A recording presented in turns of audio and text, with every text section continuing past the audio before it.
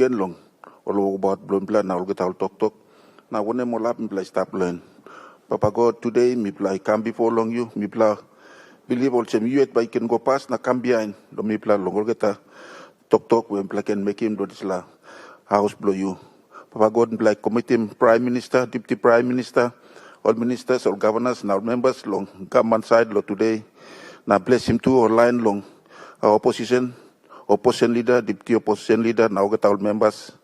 Lord, give people knowledge, understanding, and wisdom so that they can be able, Lord, discussing more important issues, block country, Papua New Guinea. Bless him to all people, block Papua New Guinea one time. This is a beautiful country so that they can be able, Lord, stop and need, Lord, good guidance, and protection, blow you. This line prayer, blow me, Lord, me, thank you. Now, praise you, Lord, get a goodness where you give me, This la lo name Lord Jesus me pray.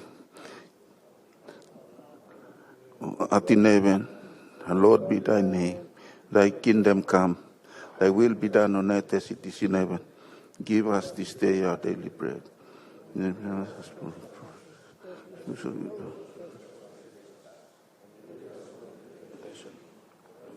from evil.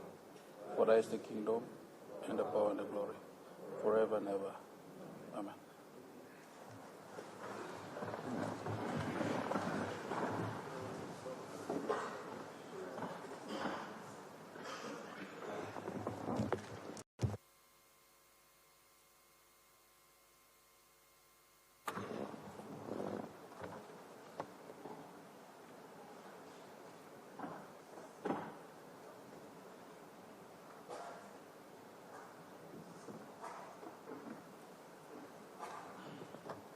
Honourable members, I acknowledge the presence in the public gallery of Gaudi Army Vivia Association and Grade 7 students and their teachers from the Hola Demonstration Primary School in the National Capital District.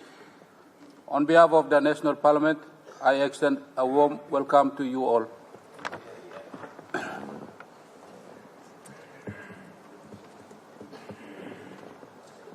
Any papers? Any petitions? Notice? Honourable members, you may got 5 minutes long. Ask him to talk in about talk sabe long before long, me entertain him question. Me like clear him out so some. You may got all plenty, all members long ask him question long floor. Just give him all background, short plan. Galo point, you play ask him question so that Minister back him too, he can back him lo point. Na clear him out also. You answer him question blow, Minister or members.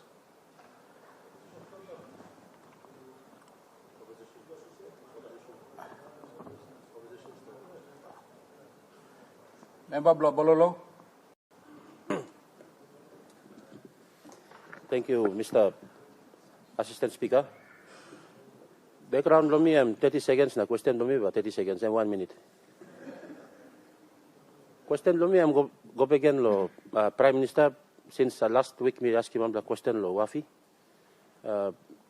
Me go back lo Peles only ask him narapla something where me can put him to lo flow where all can arim na look him lo picture na radio, arim radio. Questions, series of questions are directed to the Prime Minister and for the Mining Minister and Lands and Physical Planning to take note. That's regarding the negotiations on the conclusions on the Wafi mine. I raised questions on the Wafi mine and wish to raise important questions. Mr. Assistant Speaker, we have been referring to many Supreme Court and National Court decisions that relate to the local land court decision in 1978. And the appeal to the Provincial Land Court. To date, there has never been walked the boundaries carried to confirm the land boundaries and ownership. Also, there has been concerns over the delay and when the mine will start. Mr. Speaker, my questions are, number one, when will the Department of Lands and Physical Planning organize and carry out a walk around the land as prescribed by the Land Dispute Settlement Act to confirm the boundaries of the tribal groups and clans owning land in the Special Mining List 10 or Wafi-Golpu mine? Number 2, when will the department carry out a land investigation report along the project footprints and the SML-10 area, and also the wards 1 to 16 Muming LLG to determine the individual and clan owners? Mr. Assistant Speaker, number 3, the price of gold and copper is increasing and is the negotiations stalled by the negotiation team or the developer or by both sides? Number 4, I am aware that Newmont has placed the Wafi-Golpu mine on its number 6 list of mines to open. Is this the reason for the delay in the negotiations and in executing the mine agreement? And finally, Mr. Assistant Speaker, is the Newmont warehousing the Wafi-Golpu project? And if so, is the government going to cancel the various licenses issued? Mr. Assistant Speaker, I am urging the national government to bring the stalled Wafi-Golpu mine project negotiations to a decisive conclusion. Our people have waited for too long for the benefits, such as jobs, infrastructure projects, and of course sustainable revenue for Morobe province and this country. Thank you, Mr. Assistant Speaker. Mr. Prime Minister. Thank you, Mr. Assistant Speaker. Thank you, Law. Member Blong Bulolo, Law asked him a series of questions. He relate long Wafi-Golpu. Pass them through. I'm asking one time by land law mining department lands. He walk long, looks away, who said Papa Ground. I don't think this plan condition precedent on the work of negotiations. So I want to give assurance to the member and our people there. I will find out from the mining department as to what is happening. They've certainly done some work. But through only go stop long place now looking. Talk to one time all Papa Ground, Mama Ground, or yet, but me find out now me talk so in writing along him, all people blog in, and I will also release information to the public for the benefit of the public and Greater Morobe. Number 3 question blogger, let me talk long. One time by mining, the Wafi has been in progress since the 1980s up till today. Emino one plan nupla mine from 1980s ikam license is stop and exploration license coming up tete. Tete exploration license and joint venture long harmony na Newmont to play holding this exploration license area. Also, me talk last time finish long back and back question blogan. The exploration license is running as we speak, and at the earliest we want to conclude Wafi-Golpu. We give him a Belisi long country in our Papa Ground, Morobe Provincial Government, District Law, and yet also state negotiating team want them to play joint venture investor to play Sinan to play only talk to finish. But he got some areas of loggerheads where only no come on them one bell passing, one bell thinking. You play clear long talk me sanapim over time. Policy blow this play government lo me must kiss him above 55%. Total state take. You count him, put him lo basket long PNG, royalty go on top, equity go on top, na taxes go on top. People must define him clear where 55% is slip. And so this blood talk he cost him all too like kiss him some more, me blood too like kiss him more. And so that negotiation emi reach him. State negotiating team. Do James Marabesa lead him nogat. You me got all 7 month block country blimi. All his staff. State Soul, S&T chair headed by one eminent son of our country who was had a strong hand in PNG LNG and Mr. Diary Vele. And the state solicitor, team from Treasury, team from Mining Department, they all presented our case based on the fact that we want to get at about 55%. Mr. Assistant Speaker, once you sign him of this agreement, it runs for the duration of the agreement. In most cases, this one, earlier time, people in Kisim office, they're proposing to run it for 40 years to another plus 20 years on top, 60 years. But Mipla Kerap to know but you 30 years or so license. And we reach middle level of understanding that they will reach up to 40 years of licensing. So you play clear. Once you sign him a license for 40 years, this country is known that we don't change the goalpost once an agreement is signed. I give you all a case in point. Lihir, Maski gold price in Bikla, you may bound by the agreement where government law 1997 is signing. You may not have this government as much as I want to tear up this agreement and have a review on this agreement. I cannot do this because our country has a reputation. Once an agreement is signed, we live by that agreement until it runs its course. Kanasam 2019 time Pogara finish. License for Pogara finish, so we are entitled to renegotiate on a better agreement. So we will not be rushing to sign an agreement where people believe people are not seem at that strike rate, 55% total take for the state. And the state negotiating team, I give commendation to them. They've defended our position. The investors too have come hard. They want to win more, and I could understand this. Me one time me go along in my last visit to U.S. Me stop along White House. Vice President belong America yet. The Honorable J.D. Vance talking to me. Why you give him hard time long? Newmont company belong America. Then Mining Minister, the Honorable Rainbow Paita was in that meeting. Foreign Secretary was in that meeting. People are 3+ White House na meeting. Me sa one bell you na Trump. You'll fight lo take back more for America, and me to fight lo take back more for PNG. So you know right lo talk to lo me talk lo office blogan at lo White House. So to the people of Bulolo, Wafi, you wait longer time. Mil asking me wait legally time more. One can so program me talk short-term pain and long-term gain. Now you looking kaikai lo program. This government will not put our signature on an agreement that doesn't give us 55% take for our country going forward. So I've already informed our two investors. You kissing money long, you're harvesting from Lihir. This government renewed the take, the harmony for extension in the Hidden Valley project. So we've asked them that we want to take nothing less than 55% for our country. Not above the existing law, within a better defined clarity, the existing laws in our country, notwithstanding the fact that we will be making amendments to some of our resource laws very, very soon.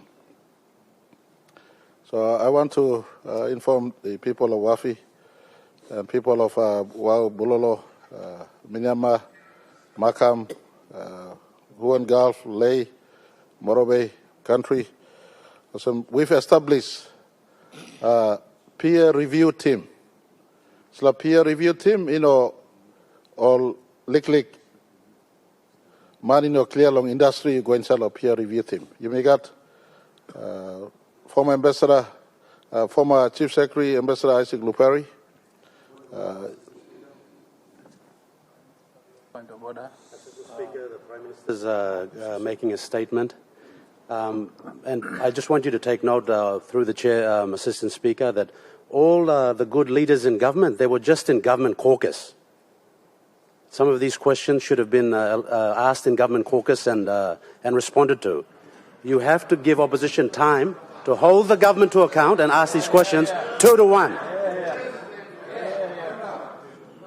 2 opposition MPs to every government MP, Assistant Speaker. Make that undertaking. Thank you.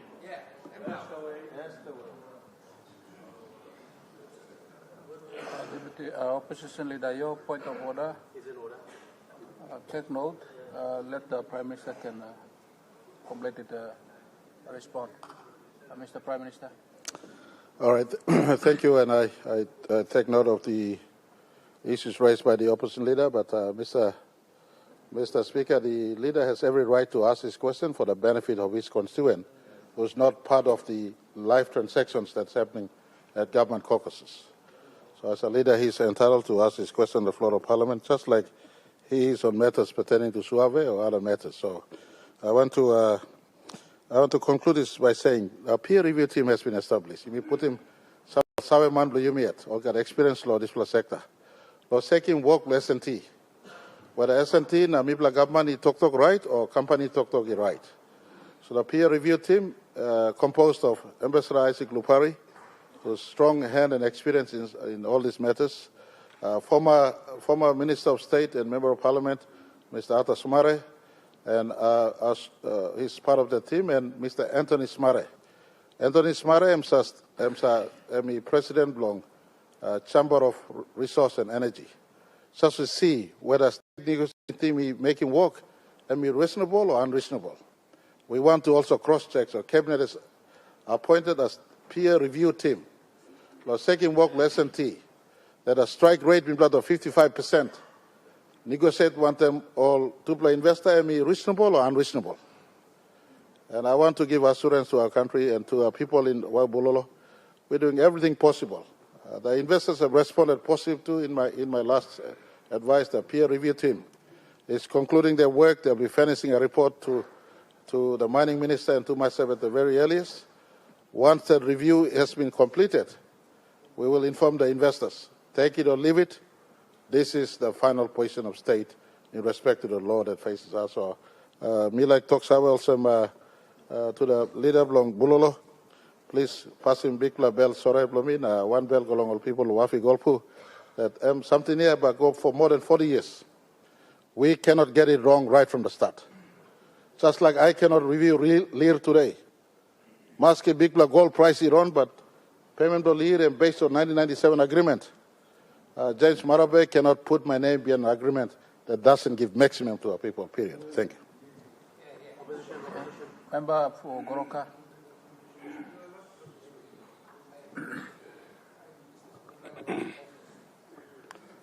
Thank you, Mr. Assistant Speaker. Question for me without notice, I'm going to good hard-working Minister of National Planning and also Minister Treasurer to also take note of my question. Question for me without notice concerning the freight subsidy program or the freight support service program belong national government. This year, the good government has allocated 50 million support belong farmers inside the country. Want to freight subsidy program last system all long. Moving more cargo belong all, moving more coffee belong, cocoa belong all. This year. Question below me, I'm triple question. First one, Minister, can you confirm if this funding release finish long all farmers below me last system all or not? And if the funding has been released, can your department publish the list of companies that has benefited from that funding? Now, suppose you know releasing this funding yet, can you assure the farmers of this country when you will release him this money? I'm asking this question because, as you all know now, price of fuel went up because Lily go you have him long Middle East. Big blow, sorry. Now this law also affecting fuel price also, but also price of fertilizer too went up now. So our farmers are really struggling to move the cargoes from rural areas, come inside the town, location good blow price. That's all. This money belong freight subsidy, release yet. So farmers are now really struggling to carry more cargoes blow come inside. Last question, Blumi. Can the good minister assure the farmers of this country that this money, 50 million kinaya, go straight walking walk long assisting all farmers blame or not? Plenty time this money government's budgeting, but in all farmers blame me, last system all farmers blame me.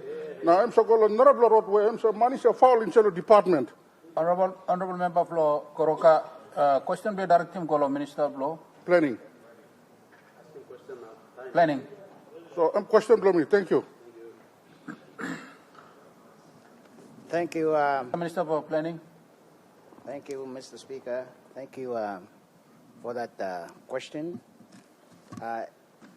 Yes, I can confirm that the funding exists. 50 million kina exists. And secondly, that this funding has not been released yet. It will be released from my department when we receive the warrant. But the funding funding exists. And if it exists, if we receive the warrant, we will pay to the direct to the institutions or companies that will be subsidizing the freight. So that is the answer to your 4 questions. Yes, it exists.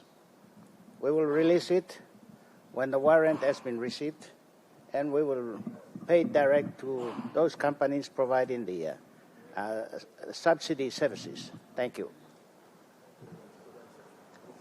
The member for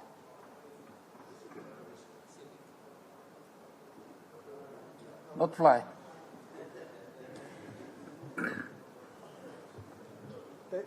Thank you, Assistant Speaker. Look, Savelo, people will not fly. Before me asking question, me, I want to acknowledge. I'm being informed that the district team from the Engoram district, all district administration team, staff and tablo gathered. Look, Savelo, Blomilo, Yupla, and 2, I also acknowledge the presence of the Lady Roslyn McKerra in the gallery with her friends. Thank you, Long. Look, Savelo, asking Blomigo, Prime Minister. Very simple 2 questions. Number 1, to you, Assistant Speaker, Mr. Prime Minister.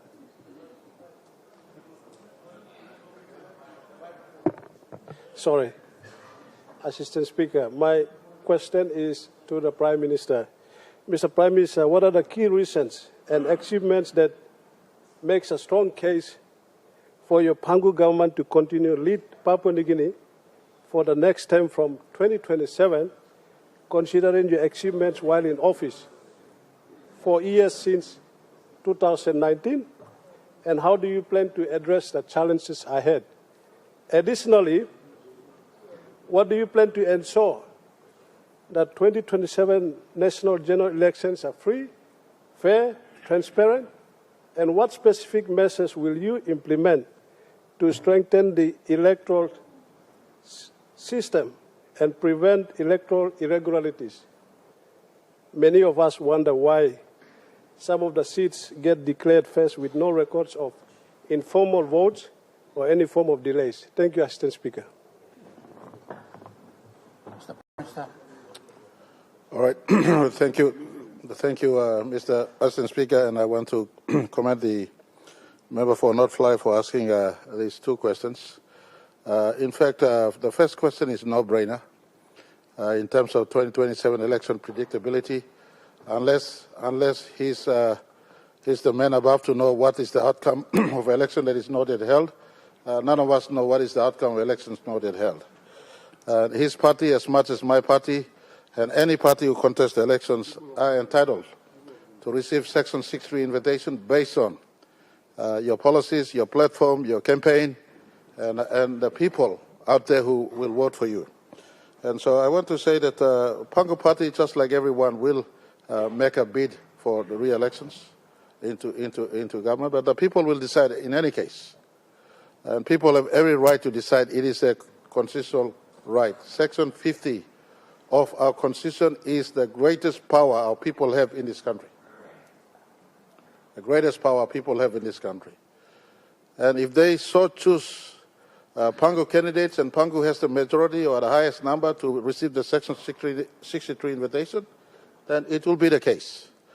But if it is not Pangu, and I speak with respect to Lady Roslyn, God bless your soul, and also God bless the soul of late Sir Mekere Morata. In 2001, he passed the Organic Law on Political Parties and Candidates.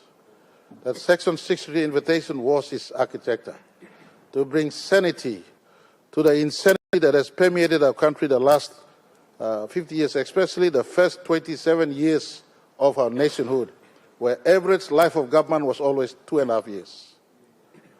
So he brought in this law.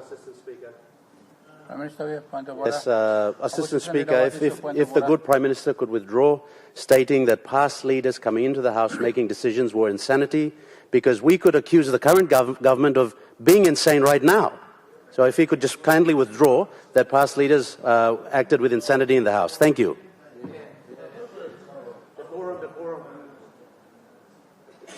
Prime Minister. Mr. Speaker, I was never born with English as my first language. But if you quote me verbatim, I never accused former leaders. Insanity was not branded on former leaders. I described the attitude collective. In the first 27 years, we had formed government 13 times. Our economy grew less than 15 billion in the first 27 years. That was the reason why one of the greatest reformist prime ministers of our time, Sam Mekere, brought in the Organic Law and Political Party and Candidate. Unfortunately, the constituent, the electorate, the voters, in the exercise of Section 50 rights, conferred that right of forming government under Section 63 to the National Alliance-led government and not to the PDM government of 2001-2002. So, Mr. Speaker, that right is available for our people. It is not an exclusive mandate for Pangu Party as we go to the elections. It's a right for every party. If you care to work hard, if you care to endorse candidates properly, if you care to campaign good, and as ruling party going to the elections, we attract all manners of criticism. We attract all manners of criticism. That's part of the game. That's the nature of the game. And so I want to beg to differ from the member for Northwest, who concedes defeat almost even 1 year before RITA issued for 2027. So Pangu Party will present to the people. In fact, we have a convention coming up very soon. Less than 3 weeks from today, we have a national convention. We'll present to our party followers our achievements in the last 7 years. And we'll tell the country on the 7th anniversary of this government, on May 30th, what we've done in the last 7 years. If he cares to listen, he will hear statistics on education, statistics on roads connected, statistics on economy growth, statistics on health services. We'll admit our downside, but we'll also indicate to us what has been achieved. This question time doesn't give me the luxury of time space to indicate to the last 7 years of delivery that we put to our country. I want to beg him, please be around on 30th of May this year to tune in to the report card we'll present to our country. And our people has every right to judge, and by the construct of our democracy, if they throw us out of office in 2027, and we will eat our humble pie and sit on the other side. Pangu has been in government before and out of government before since 1977 first general elections. I want to also... Speaker, point of order. Just for correctness of the Hansard, Assistant Speaker, if the Prime Minister could... you have to respond. The chair can make a ruling, then you give your point of order. Point of order. Your point of order. Just for correctness of the Hansard, the good Prime Minister, please refer to the member for North West. It's the member for North Fly. Thank you, Assistant Speaker.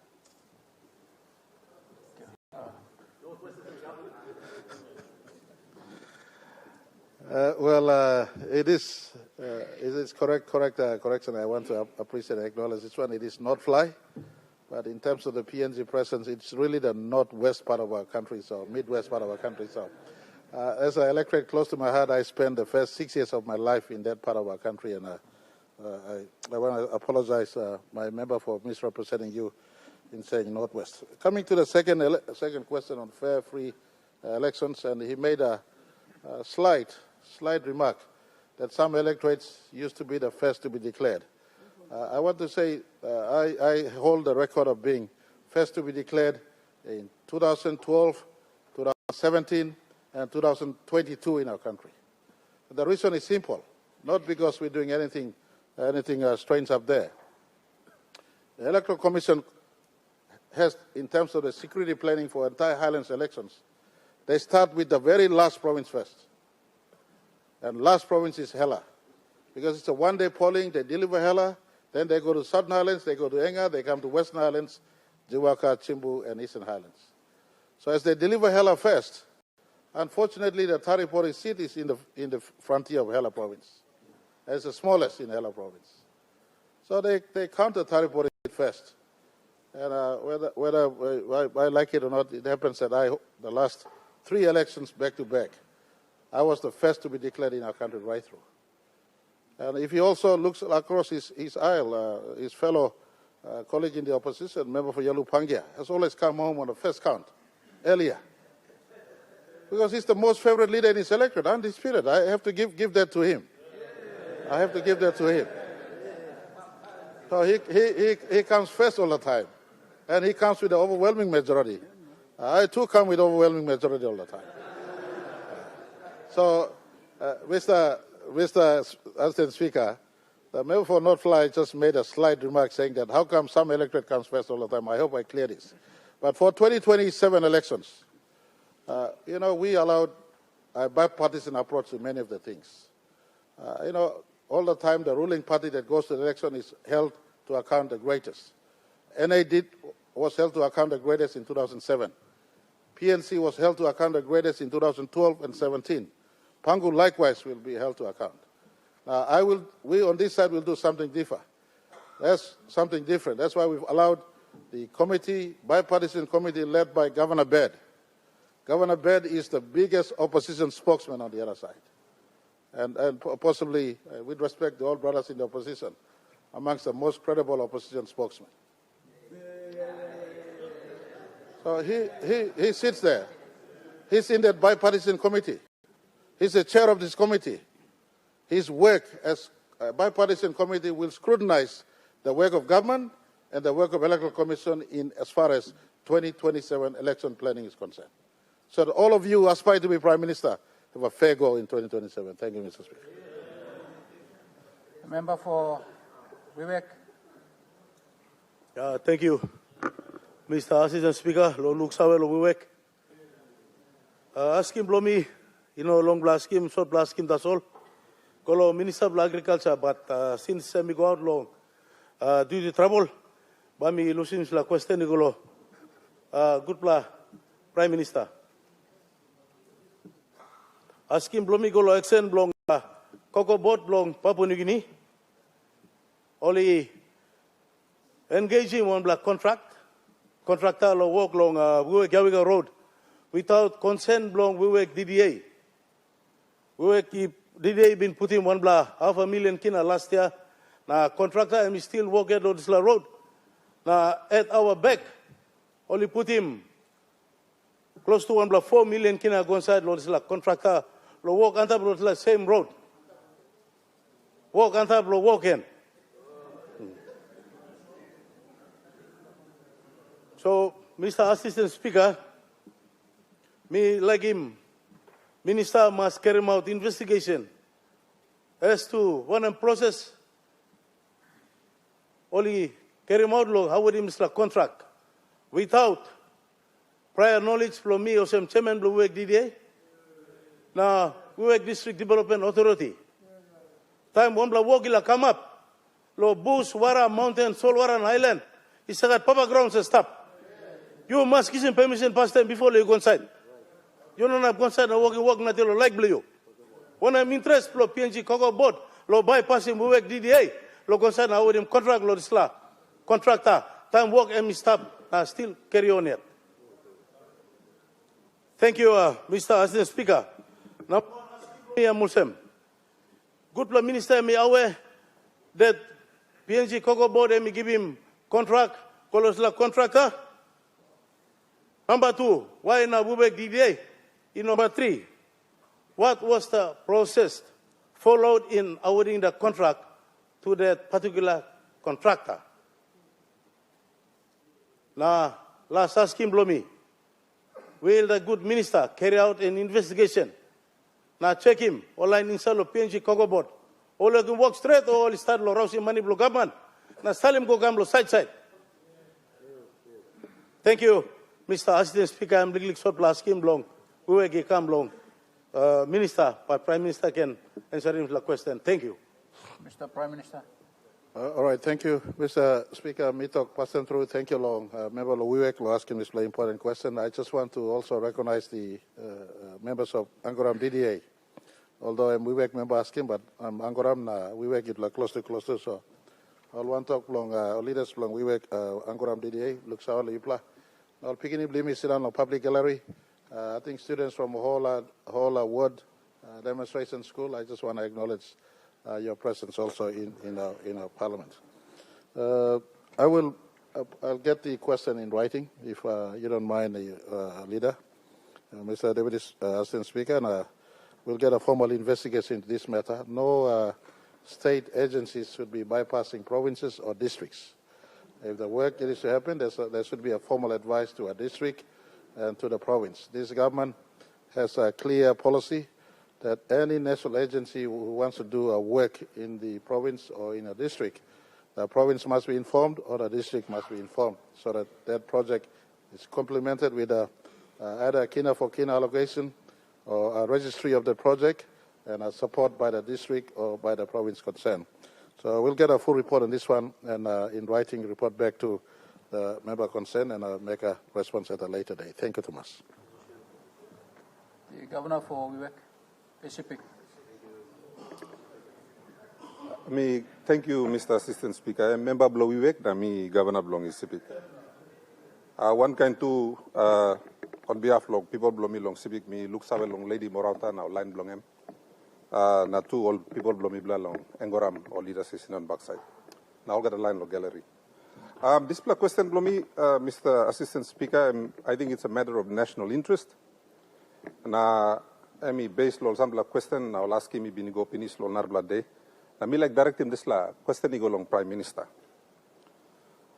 Mr. Assistant Speaker, my concern in my capacity as the chairman of the Special Committee on Elections, and it's in that capacity that me ask him this question. And it is based on my deep concern on what I see as the tribalization of the Papua New Guinea Defense Force. I say this because 50% of the recruits are apparently from one province, Mr. Assistant Speaker.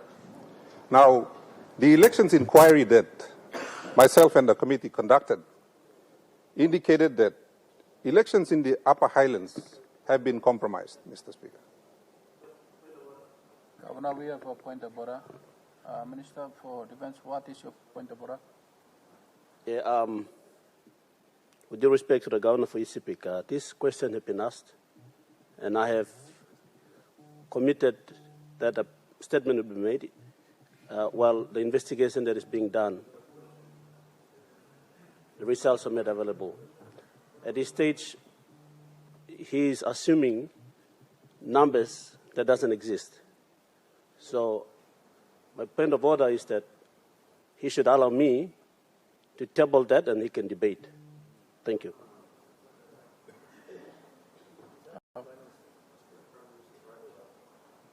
Minister, your point of order. Out of order.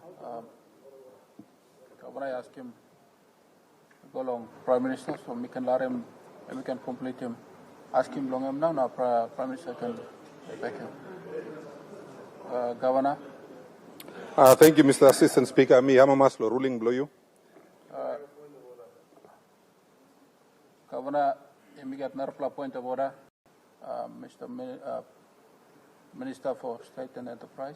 Thank you. Thank you, Mr. Assistant Speaker. May I ask the good governor to specify which province is referring to instead of referring to written, because that's ambiguous. Thank you. I think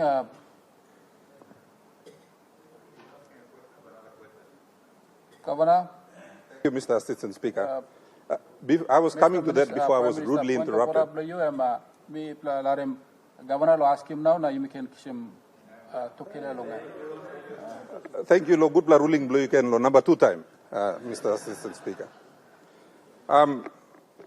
Before I was rudely interrupted, and it would be nice if ministers could be patient and listen to the full question before they interrupt. Now, when we conducted the inquiry in Highlands, there were 3 provinces, Mr. Assistant Speaker, who were whose officials were afraid to speak on camera. So only asking Mibla na Mibla conduct inquiry blongol privately, because only poret lo life blongol. Now, those things are contained in the report, Mr. Speaker, which is available to the public. So we don't have to go inside too much, lo desla. One of the biggest accusations we got was that members of the security forces, particularly defense force, na police always are compromised lo elections, especially in the upper highlands, Mr. Speaker. And that's on the record. I mean, Omegi Map, Mstaplo report. So, this la kind of attempt where, you know, a transparency, na visibility, lo recruitment belong all soldiers whereby go inside. Lo, this la time, 1 year away from the elections, Mr. Speaker. That is my concern. Now, I mean, no concern, Blomita Sol, it should be the concern of every single member of parliament, and it should be the concern of ordinary Papua New Guineans. Because security for the elections is provided by the defense force, the police force, and the CIS.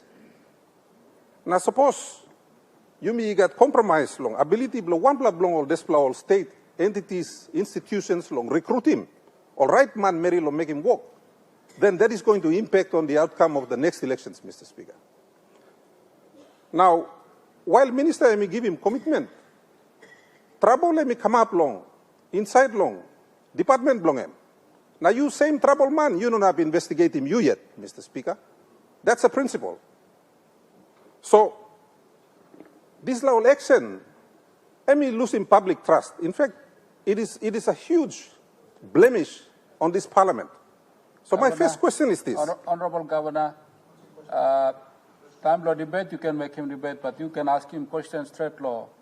Mika triple ask him, that's all about me finishing. Hurry up through. Because country survey long, when I'm ask him, you ask him long. Thank you, Mr. Assistant Speaker. Number one question, and we all same. Can the Prime Minister order an immediate halt to the recruitment process pending an inquiry under the Commissions of Inquiry Act? Number two, ask him, can the Prime Minister also ensure that this investigative panel includes former PNGDF commanders and members of the judiciary?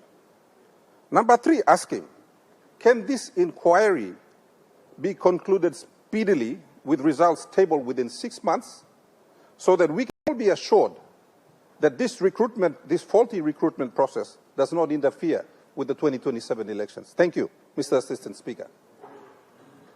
Mr. Prime Minister. All right, thank you, Mr. Deputy Speaker. Prime Minister, you make a point of order. A member for WAPEC, one point of order, you. Sorry, Lord, disturbing Prime Minister. Mr. Assistant Speaker, me like move him. Logosem Prime Minister answer him question, but me blog abrusim question time, yeah. Now me blog plenty, and me blog got more question. Because me blog no got him access lo government caucus. So enough me ask him you, long extend him time by another 20 minutes. Me seek him leave of Parliament long, moving this motion. Now Speaker, you must get him this ratio me blog been talking before, huh? 1 not 2 long here. Thank you.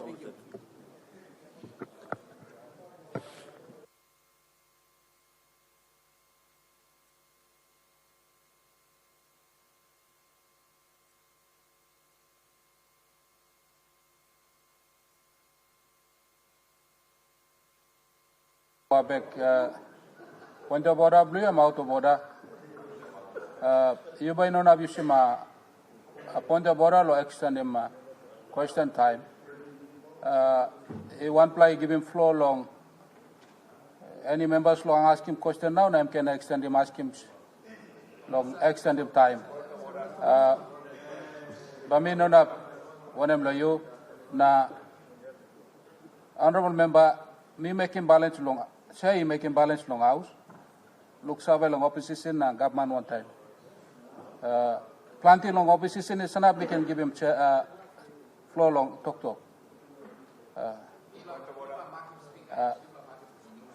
Honorable Member Blong, Madam, one point of order, you. Assistant Speaker, just to clarify, I understand the advice given by the acting clerk.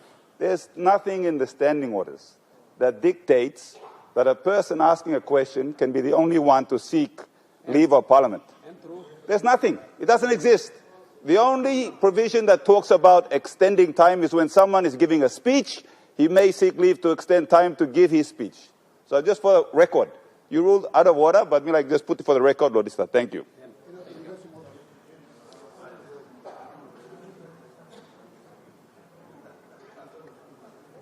Prime Minister. All right, thank you, Mr. Assistant Speaker. Yesterday we sat through and made some fundamental changes to our judiciary structure. And I want to take this time also to put that this government is receptive to embracing suggestions from the other side to look at some of the finer issues in the workings of our Parliament, strengthening our committee system, looking at the standing orders again, strengthening our opposition to receive budget, etc. So it's something that we, as part of our 50th conversations, we should be looking at, and part of that is the standing order relook. But, Mr. Speaker, strictly talking about standing orders, the current standing order doesn't allow for us to make imputations, assumptions, inferences, opinions.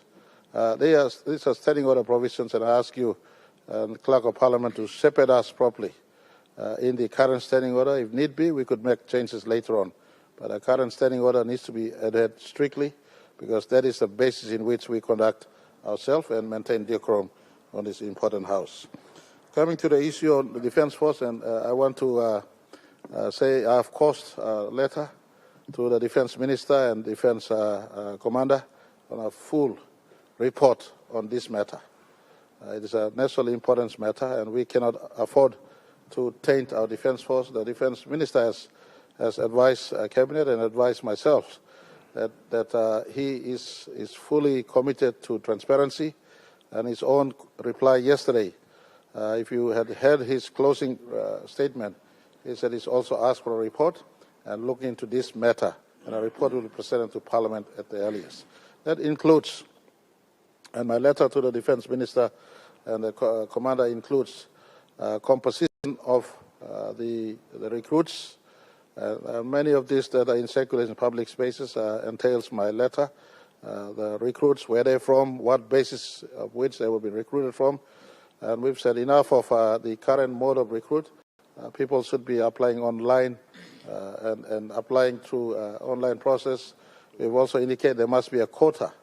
There must be a quota of Defence Force from each province, including the special region of Bougainville. So we have a Defence Force that is balanced, representing our 21 provinces and Bougainville, that has a fair look going forward. And that will also envelope, we look at the current composition. This issue in defense keep on coming on all the time. Different commanders, different ministers come and go, but the issue resurfaces. And by the way, the defense minister doesn't preside over selection. And for those in the selection section of Defence Force, it is your duty to uphold decorum. Defence minister doesn't go through the final list. Defence minister doesn't call in who is being recruited.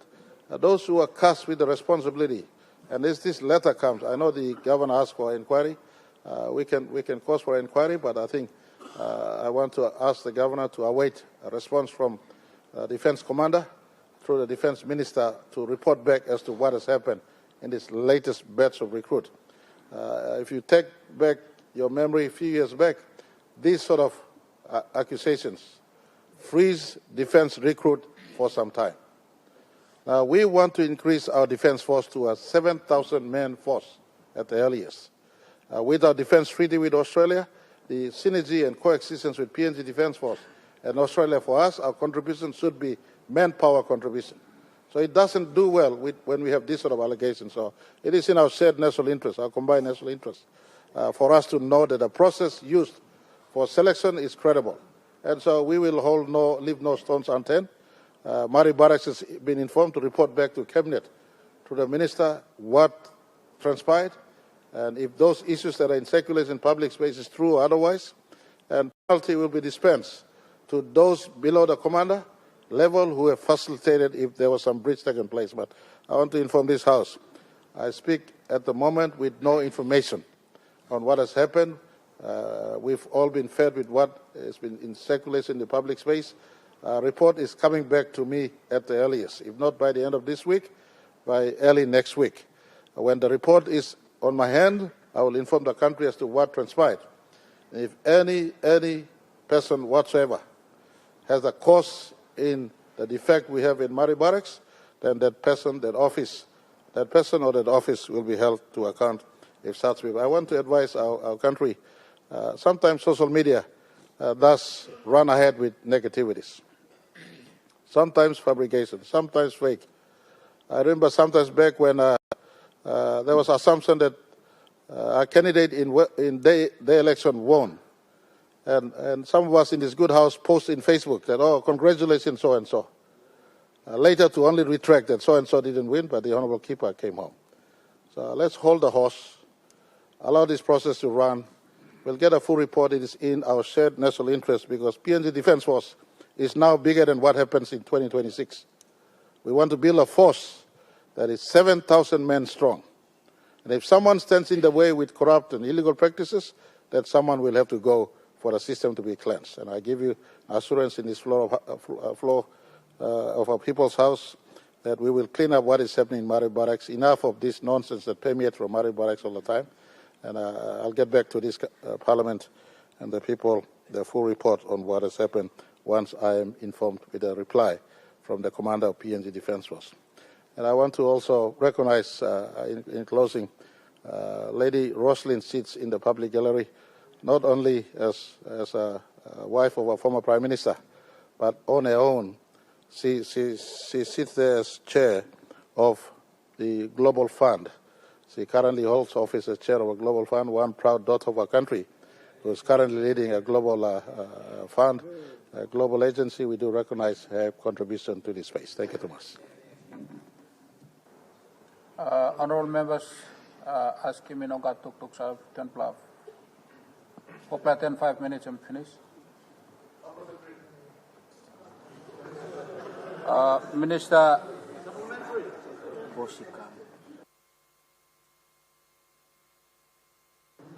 Leader of government business.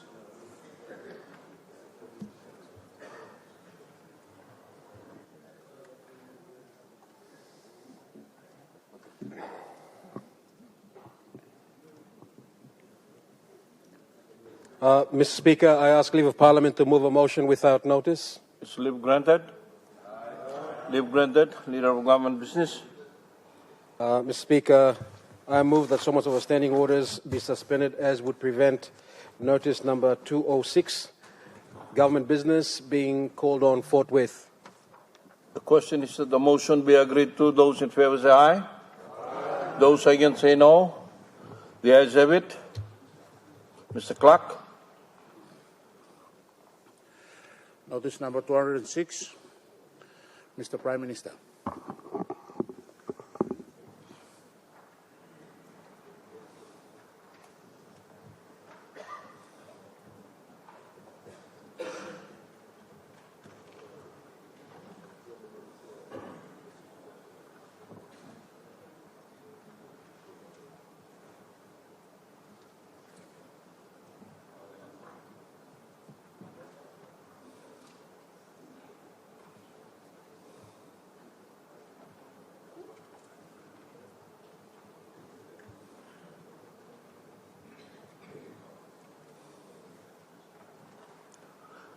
Mr. Prime Minister. Mr. Speaker, I present the Prime Minister Amendment Bill 2026.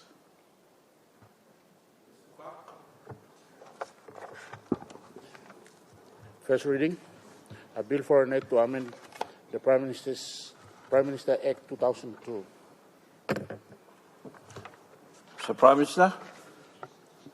Mr. Speaker, I ask leave of Parliament to move the second reading forthwith. Is leave granted? Leave granted. Mr. Prime Minister. Mr. Speaker, I move that the bill now be read a second time. You may make your speech.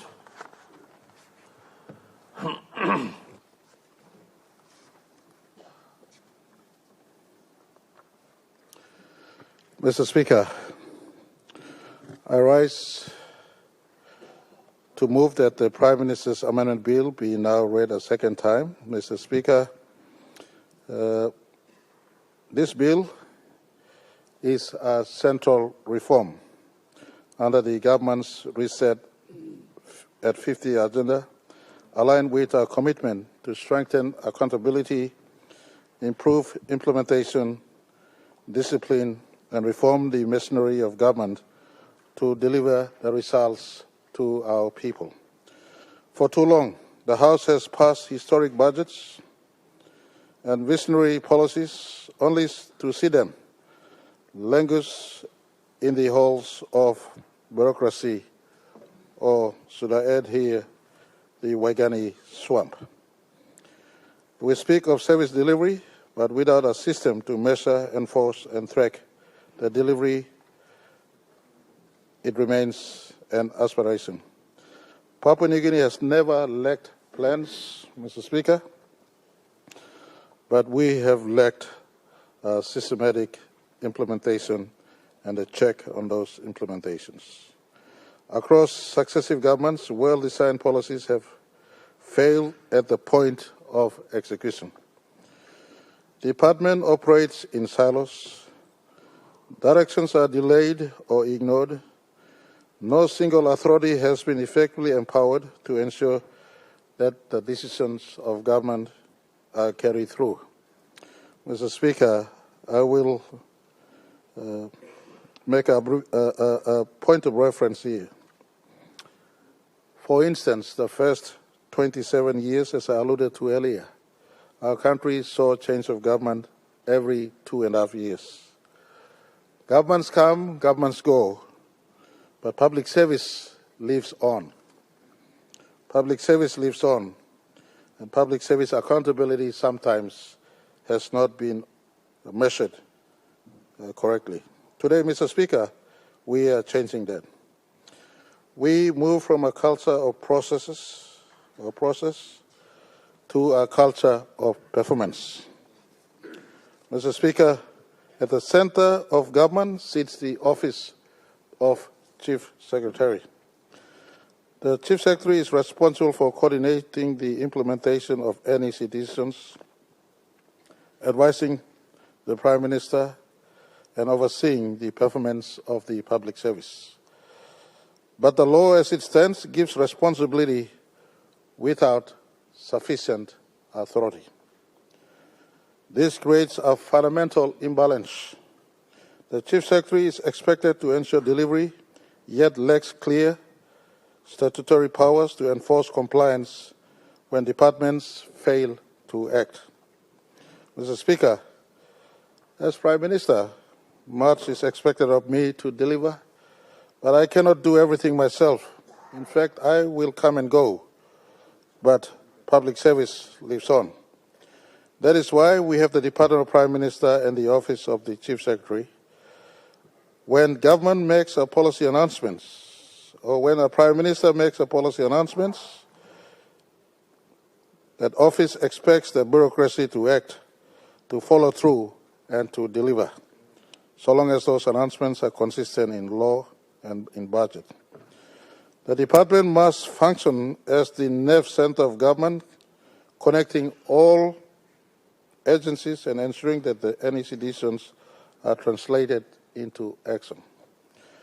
That is precisely why the law places the Chief Secretary above the public service in terms of coordination.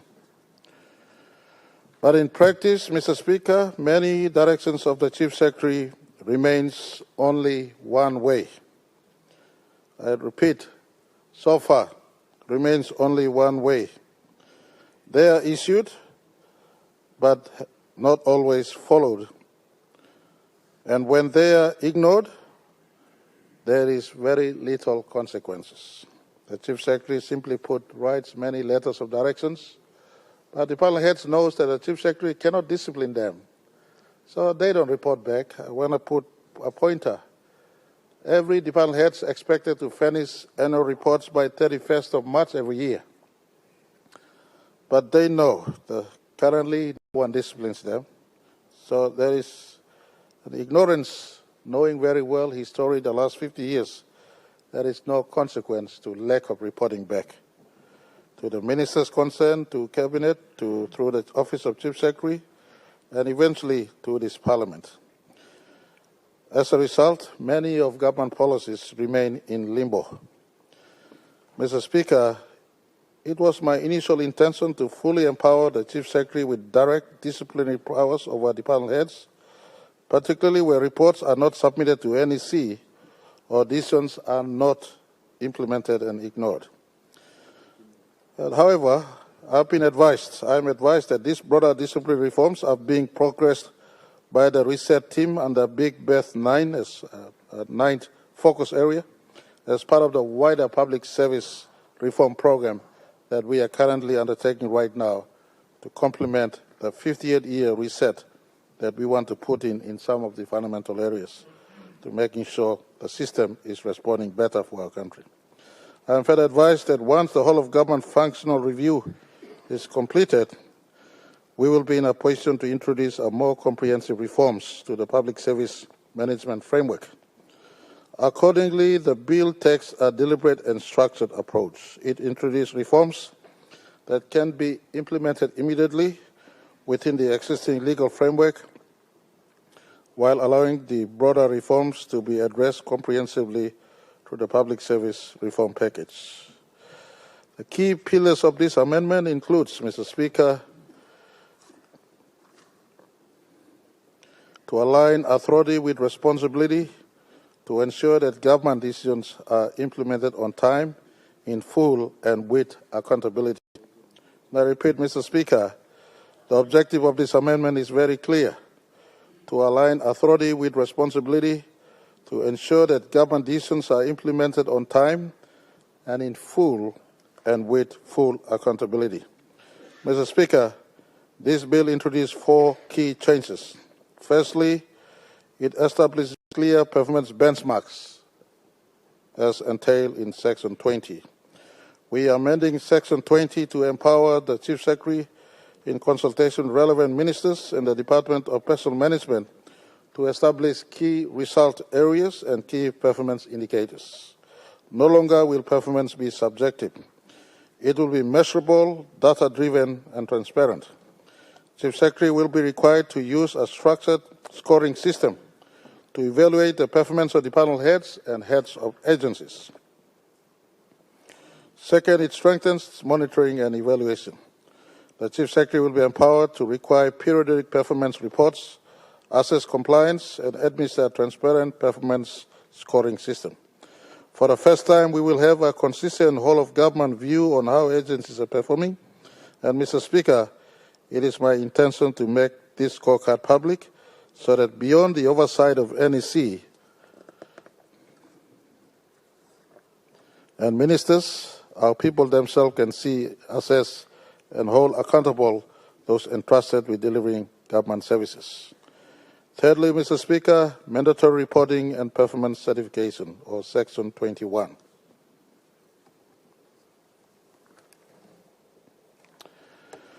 Reporting will no longer be optional, it will be a legal requirement.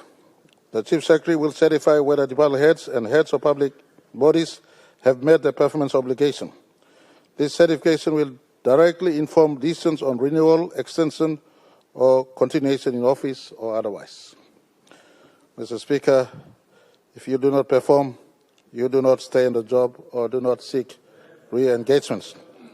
Many times we have seen from this government and government retrospectively, there is an unholy union between the political head and the departmental head. Sometimes re-employment is based on emotions than performance. So we want to isolate emotions and performance. You perform, you get another tenureship to work. Fourthly, enforcement and consequences. A new Section 21A is introduced. This is where the reform gains strength. The section provides the teeth that have been missing from our administrative laws. A new Section 21A introduced clear enforcement provisions. Non-compliance is defined as failure to implement any decision, failure to comply with lawful directions, failure to report and conduct prejudicial to the national interest, including unauthorized overseas travel. Failure to comply will result in referral to investigation and possible suspension through the appropriate constitutional processes. The Chief Secretary will now have the legal authority to issue directions that must be complied with. Mr. Speaker, these amendments preserves our constitutional laws. Let me emphasize clearly, this bill will not alter the constitutional roles of ministers, the Public Service Commission, the National Executive Council, or the existing public service institutions. Ministers will continue to set policy directions. NSC will continue to make decisions. What this bill ensures is that those decisions are implemented. There's no additional burden, Mr. Speaker. This reform is practical and responsible. It does not create new institutions. It does not require additional budget. It strengthens existing systems and aligns them to deliver results. Mr. Speaker, why does this matter? Our people are tired of excuses. They want to see the roads built, the medicines delivered, the schools staffed. These results depend on leadership of our public service. Because, as I said earlier, politicians come and go. Public service are fixed to the job.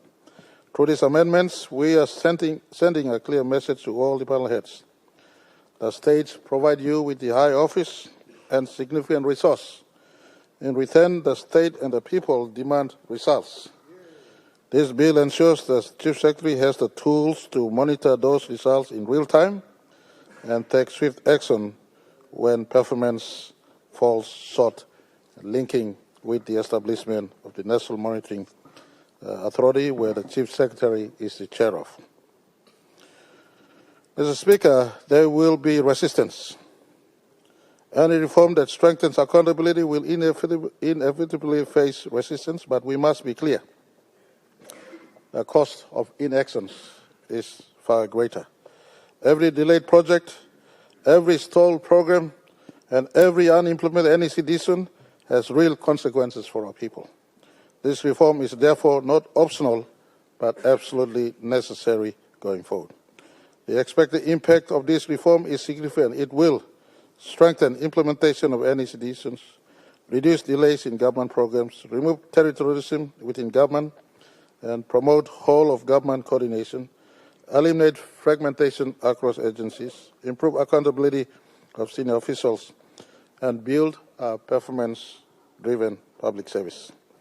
In practice, it establishes a single enforcement node at the center of government, a system where decisions translate into measurable results. Mr. Speaker, in conclusion, this is not about punishment, but about performance. It is about ensuring that the engine of government, our public service, is operating at full capacity to serve more than 10 million people of this great nation. This bill is not merely a leisurely amendment, it is a statement of intent, a clear signal that this government is serious about delivery, accountability, and results. And I want to put a pointer here. All department heads tuning in by 31st of March every year, including provincial administrators. By 31st of March every year, it is your core duty to report on work that you have done, money that you have received, work that you have done, public service that you have supervised. The law has required this, but compliance has been weak for the last 50 years. We intend to fix this. You're game enough to be department head, you have merit to be department head, then you must simply furnish a report on work that you are doing thus far.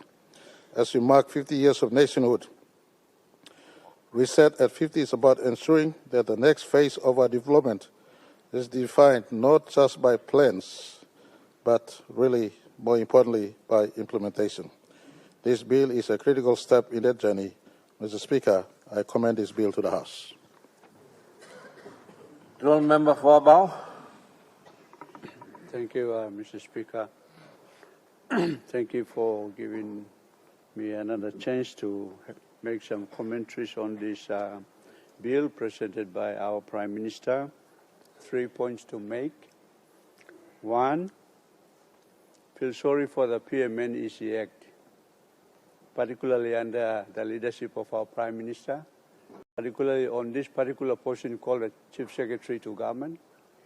This is the second major amendment. When the Prime Minister came in, he removed the position from this act, and then he reinstalled it again, and now he's empowering him again. So it shows very clearly that there's some problems going on. That's the first point. Second point, Mr. Speaker, in the current act, where the amendments are targeted, Section 20, Paragraph G, H, and 9, these provisions are already available. Chief Secretary, under the current law, PMNEC Act, already has those powers under Section 20. But the Chief Secretary has failed. So why give him more power rather than sack him? Chief Secretary has failed. He's already got the powers under the law, the amendments that we made. Under Section 20, Paragraph H, G, H, and 9. You read them carefully, the powers are already there. That's the second point I want to make. The third point, I don't know whether the members of Cabinet went to sleep when they were allowing this amendment to come through the floor of Parliament. Good night. Because what has happened is ministers are not going to be responsible for the departmental head that is working day to day with you. That's true. And you are giving this power to the Chief Secretary.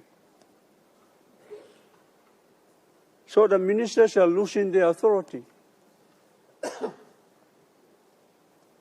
If the Minister for Treasury and his secretary are meeting every day, from what I know, Chief Secretary doesn't work with the Secretary for Treasury every day. It's the minister, so minister knows exactly how his departmental head is performing. Now you are giving an authority away from a non-appointing authority. NEC is the appointment authority. Then you are giving the powers, NEC, the whole of NEC, to one single man who is occupying the Chief Secretary to government. It's very dangerous to give this huge instrument called a public service and this authority to one human being called the Chief Secretary. And you and I know when such people don't operate, don't perform, like he hasn't operated under the current NEC Act, which has given him authorities under Section 20, H, G, H, and I. So this is a dangerous trend in my view. And the ministers, you are going to lose authority over the performance of your departmental head. And then, Prime Minister said in Section 21A, he said that's a new enforcement. Have you read the enforcement provisions, ministers of state? And you approve it to come to Parliament? You want me to read them? Yes. It's the longest enforcement process I have ever seen. And it doesn't result in removing the departmental head that is not performing. You read it. It doesn't result in removing the departmental head that is not performing according to the KPIs that you and as the Minister for State and your departmental head signed. That's under the Public Service Act. It's the minister and the departmental head that sign a contract on the KPIs. And you as the minister responsible have to make sure that you oversee those KPIs. But then now you are saying, no, I got other things to do. Give it to the Chief Secretary to government and let him do an appraisal of my departmental head. When there is politics in public service, it's worse than politics in politics. I've been there. And March reporting is a legal provision. You just penalize the secretary that is not bringing the annual report. You don't have to get the Chief Secretary to call him and write memos everywhere and nobody's responding. Chief Secretary under the current act was given clear legal authority to oversee the management of cabinet decisions. That was one of the key under the Central Agency Coordination Committee, CACC. CACC was established, chaired by the Chief Secretary to Government, to make sure that all cabinet decisions are implemented by the responsible ministries and departments. That is his job under the amendment that we made earlier, that you are now changing and try to double it again, making it fatter, but you know, fat people don't run as fast as thin people. When the laws become too fat, everybody gets confused, and that's what you are doing. So, I'm afraid that the law is there, but it doesn't achieve the intentions that the Prime Minister wants or the ministers want. This law is now giving one person, one citizen of the country, the most powerful person, not the ministers of state, in their individual ministries. The whole of public service will succumb to this one person called the Chief Secretary to Government. That's not the way to structure the country. Giving one power to one person to manage this important agency called the public service. If there's only one department, I'm okay. But we got 32 ministers, 38 ministers now. How are you going to get one person to manage? Why don't the powers go to the ministers? Ministers should decide whether the departmental head is performing or not. And check them. Don't go through this so-called enforcement process 2-1A. It's very, very long. There's no light at the end of this enforcement tunnel. It gets dimmer and dimmer, and everybody will forget at the end of the day. That's my comments, Mr. Speaker. I'm worried that this structure is badly aligned, that it will not achieve the intentions that the Prime Minister wants. Thank you. Honorable Governor for NCD. Thank you, Speaker, for allowing me to contribute to this very important debate. I note the comments by the member for Abao. I think, Mr. Speaker, honorable members, member for Abao has been working in the public service for a long time. He understands the system.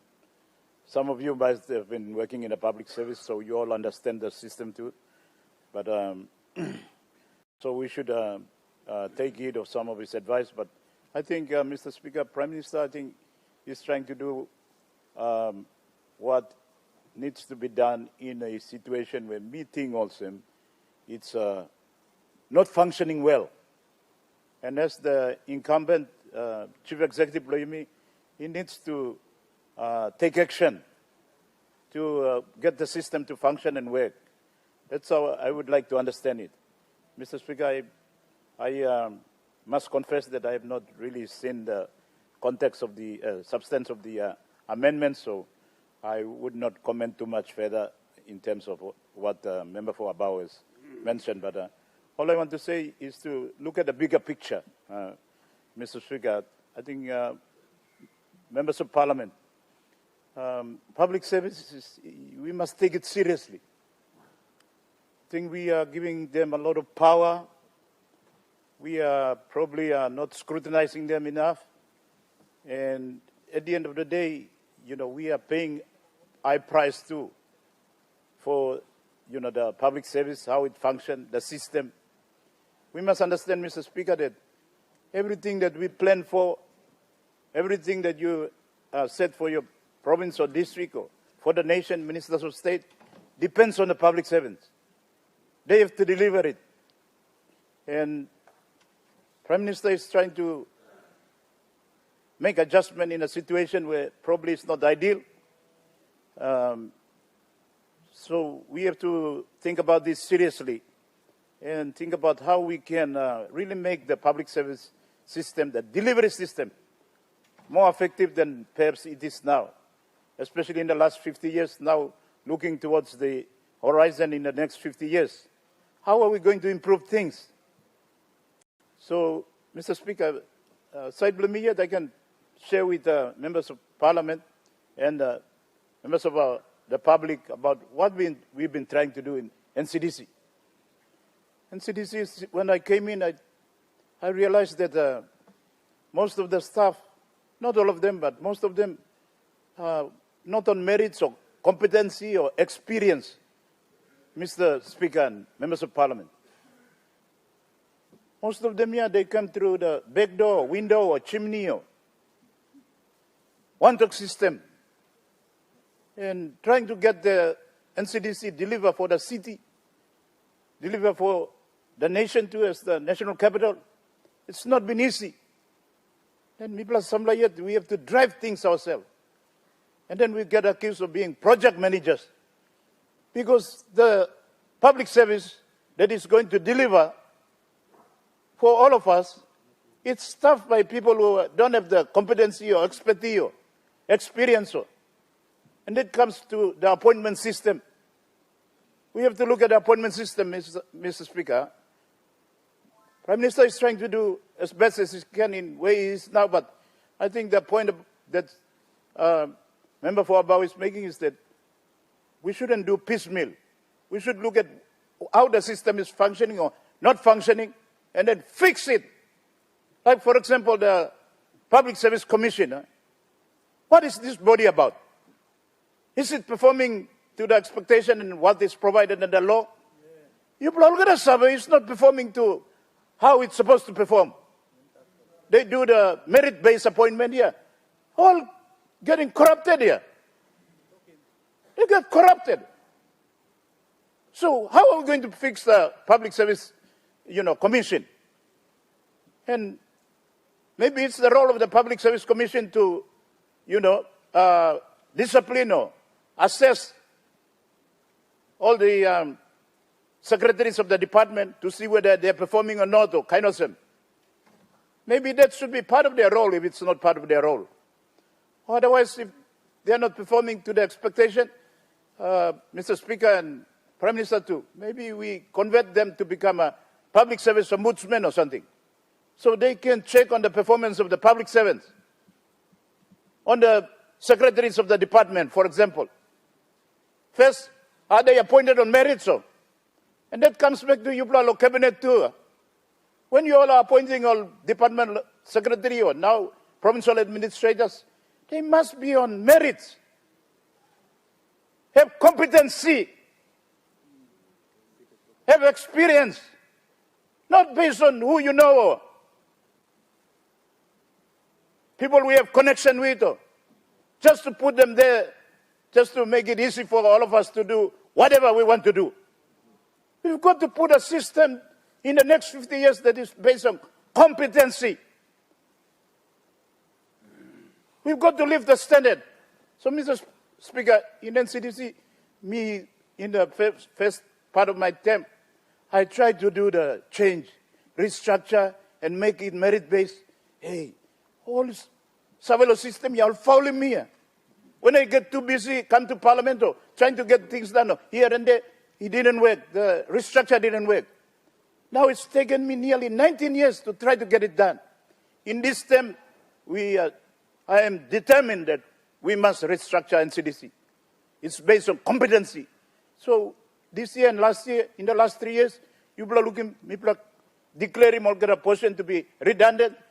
All the incumbents have to apply again, make sure they have merits, make sure they have the qualification, make sure they have the experience before they are reappointed. If not, appoint them number line.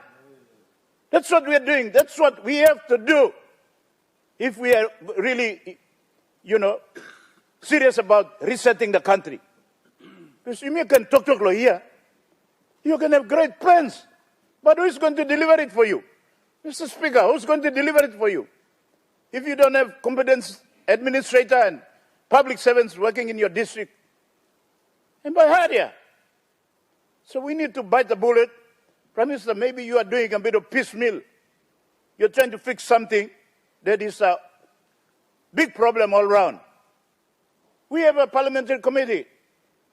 Governor, I think Chairman is public service reform. When are we going to see the report so we can start to implement it? So, MIPLA, Law and CDC, we are not waiting for the report or the parliamentary committee. We have to do what we have to do. PMS come up with this 50-year reset, 50 reset. It also talks about this reform. You may read him now. Then we can start to do what we have to do. Otherwise, then PM, where he is now, he has to make the system work. So, him can understand. I think we can all understand what Sepuka member for Abao is saying, Mr. Speaker. But the system now, I think, bagarap here. We cannot appoint, people on merit, or how do we assess them? DPMM staff. What's the role of DPM too? Who is assessing this public secretaries so that they are delivering their KRA or KPI or whatever you may work long setting up standard Blongolia? There must be a clear body that is going to, do this work, very important work, to make sure that this system, that is the delivery system, works. Otherwise, you may outsource him or something.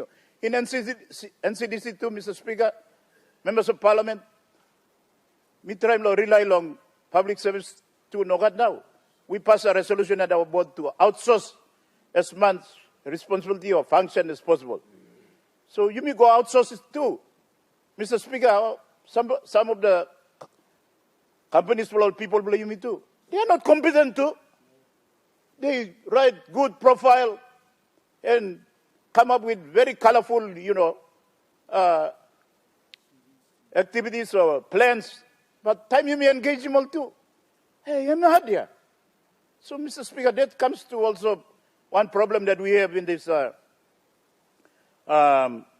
laws that you may talk of.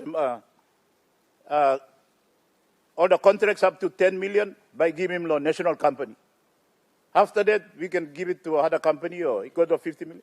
That's a problem. If we don't have competent national companies to deliver to, what are we left with? So you mean like in public servants, all deliver hard. You mean like all private sector, we are left with, you mean not plan the money here in terms of what we are allowed to spend or the NPC Act it all. So 10 million down, we have to give to national company. Well, most of the DSIP or PSIP is 10 million below. So we are left with our company too. So, Mr. Speaker, all I'm saying is that it's a serious problem. Prime Minister, you are trying to, maybe do a patchwork somewhere, but we need to really consider this in a holistic way. And that comes to the committee of Parliament, the Parliamentary Public Service Reform Committee or Parliamentary Public Service Committee. I think all work in plan the report, please. Let's have a look at the report and see how we can implement it, Mr. Speaker. But on my part, Mr. Speaker, me work in report below our reform in NCDC. I'm going to ask Liv whether he establish standing order or not. When the report is ready, I'm going to present it to Parliament so we can debate this. You must debate him and not, do piecemeal, PMS to do piecemeal. Now too, I'm mixing this National Monitoring Authority too. And work long when I'm National Planning and Monitoring Department. So, all get up by go along office of PM now. What are this department going to do? What are the secretaries going to do? So, I think, Mr. Speaker, Prime Minister, you may get support me now, but let's do a comprehensive assessment of the system that we have put in place in the last 50 years. And if it's not working, you may change him here. Just like the political system, if there's a structural impediment, let's change it. And let's get best advisors or system. All Australia, or losing this a system, You mioglo bianim now. They gave it to us in colonial time. They've changed. United Kingdom too has changed. But Papua New Guinea, we are still holding on to the colonial system that the colonizers has given up. That's where we are. And that's why we need a very comprehensive assessment to work out the system of government, especially the delivery system, public service system. Now, DDA, you block it up in Kenya. How is that DDA connected to Mipla Long, provincial government or the governors? Who is supervising who? Who's holding who to account? I mean, how come up nothing? DDA 2 is not even part of the constitution or framework. Hemos all branch yang come up nothing. You all open member might, like it and prefer it. But we have to be accountable. We have to follow a system. We have to allow, accountability or auditing to take place. Thank you, Mr. Speaker. All open member, I think, all para leaks, all harimol doctor. All right. Me looking you plan the election up, like debate him this bill, yeah, but Bami Mr. Kisim one blow here, one blow on Amel, and Bami come also. Behind me come back also. I'm all right, blah. Yes. You know, can one blow here in rational belonging by looking also. League line and plan the line. So me no make him also. Me also. Honorable Minister Belong planning. Then Bami come to you. Thank you, I will recognize you. Mr. Speaker. I rise to support this legislation and the move. This way. I rise to support this proposal and the proposal and the proposal put forward by this government. Mr. Speaker, after 50 years now, from 1975 to now, we have had the experience of 50 years of what has happened. We are here because of what has happened in the last 50 years. We can go and analyze it. Why are we here? How did we get here? We are here because of the systems we have set up. We can question ourselves, criticize ourselves, but we have been guided by the systems we have adopted. We adopted at independence, and they're the results. Out of that, how we work that system got us here. So perhaps all the problems we have here is our own creation by way of our systems and by our laws. So today, after 50 years, if we are going to go down, if we are going to continue with some of these basic laws for another 50 years, we know exactly where we will end up in 50 years. So one of the things that we are doing as a government, as part of the reset, is try and make these changes.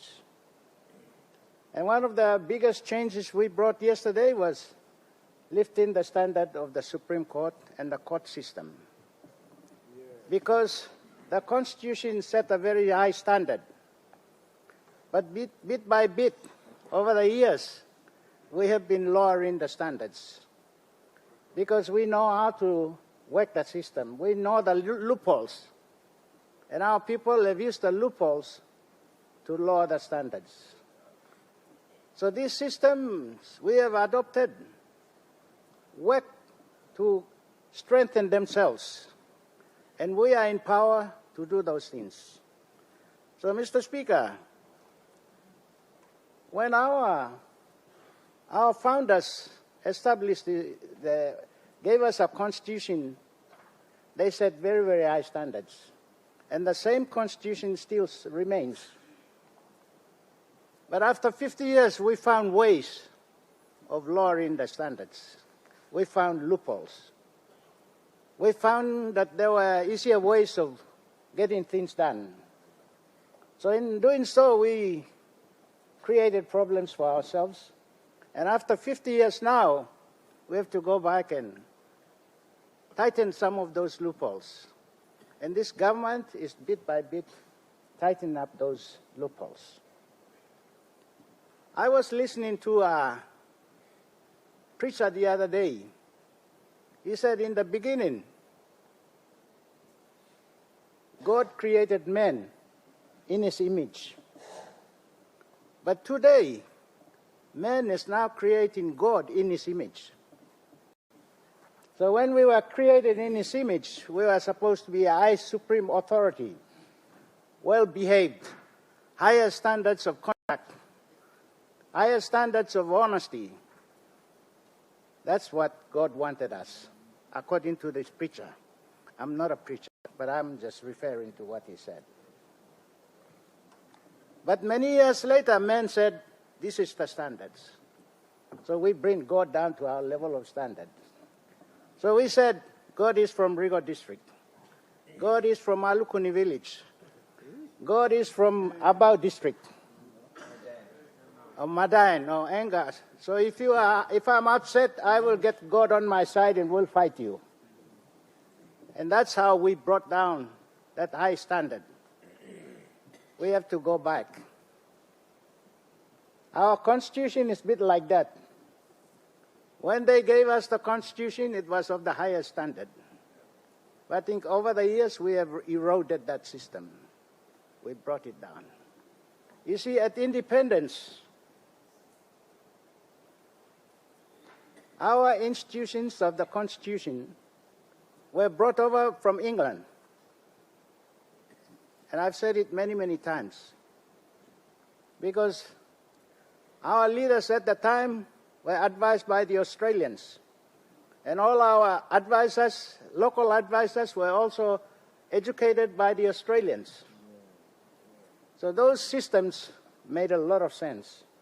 And they were easier to implement and adopt. So we brought all those systems and we incorporated them in a written form under what we now call Papua New Guinea Constitution. But the system or the place from which we brought them did not have a written constitution. In England, they don't have a written constitution. But we brought their constitution and wrote it down. It became our constitution. But in England, those principles are culture, the culture of the way of life in England. And that culture is not written, but everybody observes it. And the basis of that culture is respect for one another. But for us, we had to write it down because we have 800 different languages, 800 different cultures. We must have one constitution. So while we brought all those things and wrote them down and became our constitution, we didn't bring the culture on the basis of which those constitutional principles were based. We didn't bring the culture. Today we have different cultures. Angans think differently. Rigo people think differently. Oro people think differently, but we have only one culture, one constitution. So over the years, we have found ways, using our cultures, to bring down those standards. Prime Minister, we have realized that our public service system does not work after 50 years. It doesn't work because we were all educated in a system we adopted or brought from somewhere else. But when we got educated, we brought that education to our level of understanding of our culture. In many ways, I'm from Alukuni village. I think I'm educated. I've got a law degree, but I think like Alukuni man. I think sometimes Pukatemu thinks like Alukuni man because he comes from Alukuni too.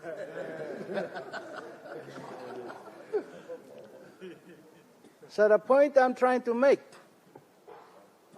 is that we are all different. We are 800 different people in this chamber, guided and governed and live by one constitution. And that is probably our greatest asset. We agreed to give ourselves one set of rules. But it has worked for us in many, many respects, but sometimes it has not worked. So today, PM has realized that he can run this country as a politician. And you and I can run the country as politicians. But the missionaries of this country, missionaries of these institutions, educated under different culture. So if we are educated under that culture and we operate under that culture and live by that culture, we'll have a perfect system. But it doesn't work. Because education is one thing, our way of life is another thing.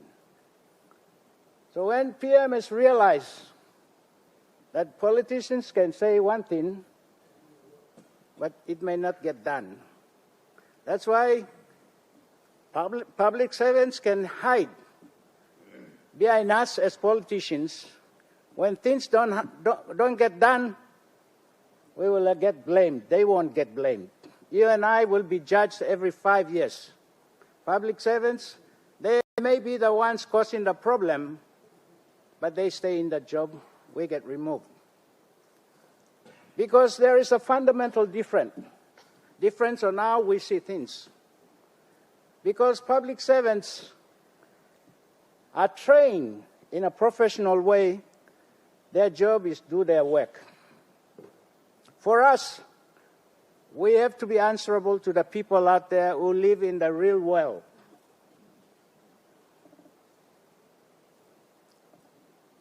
Our people live in a different world, and we live in a different world. We live in a world I call education, where knowledge-based world. Our people live in the world of real knowledge. I want to explain the difference, because that is where things get done or where things don't get done. And businessmen, practical people who are on this chamber, you will understand.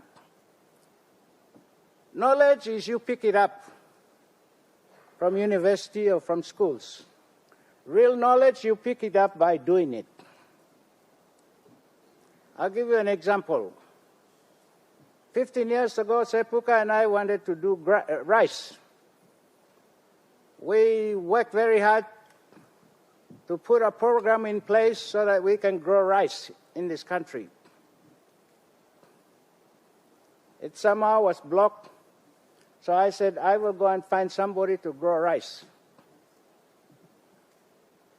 So I went down to the Department of Education, Department of Agriculture in Central Province, and I asked them, I asked the boss, can you grow rice? Oh, no problem, we can grow rice. So I believed him. After 5 years, I went back to him and I asked him, have you grown rice anywhere here in the country? He said, we can. We can by doing this and that and that. He gave me a lecture on how to grow rice. 5 years later, I asked him, have you grown rice? Yes, we can. But I need money, I need support, I need all these things before I grow rice. But I asked him, but can you grow something at the backyard, at the back of your house? I haven't grown it yet.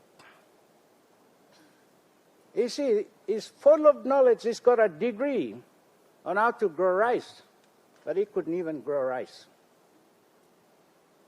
So later, I asked Jeff Kennedy, and we kicked out the cassava people who were sitting on the 6,000 hectares of land government gave them to grow cassava. They made a mess of it, so we asked Jeff, can you grow rice? He said, I'll look around. So he went to China and found somebody who grows rice. His father grew rice, his grandfather grew rice. Everybody in their family grew rice. And they never went to one university. I said, bring that fellow over. He brought him over, and today we have Rigo rice. Rigo rice did not come from the university. It came from the ground. Somebody who was able to do it. So river rice grows now because somebody has real knowledge of growing rice. So there's a difference between knowledge and real knowledge. So today, after 50 years, we know the difference now. Let's get people who will do things for us. Now, after 50 years, we know exactly what to do. But we must get the people to do things for us. We know the public service system does not work. We have to devise another system. And the Prime Minister is now coming up with a system that will hold them accountable. We don't make a decision. We don't sack them like my brother Sepuka on the other side said, politicians, you should sack them when they are not performing. When a politician sacks a public servant, they will run to the courts. They will get you to the Ombudsman Commission. They will get you everywhere, and they will remain as public servants, and we will remain as politicians. Nothing will be done. We have now found out they can only do things under their system of government that we have created. And that system is headed by the Chief Secretary. We must now hold him accountable. We must give him the powers, and we must get him to do things. You and I will talk. He said if that road is not delivered, they will give all sorts of excuses. You and I will try and become project managers to go and fix the road, whereas the people who fail us, they will remain in office, the departmental heads. So this system, Mr. Speaker, is a way we move forward from here. After 50 years, we know where the problem is. So we are now targeting that problem. The Chief Secretary must be fully accountable to all those departmental heads. Not that they won't report to the politicians. We will be there, but it's not our job. We are there to provide policy directions, legislations. We move the country forward by vision,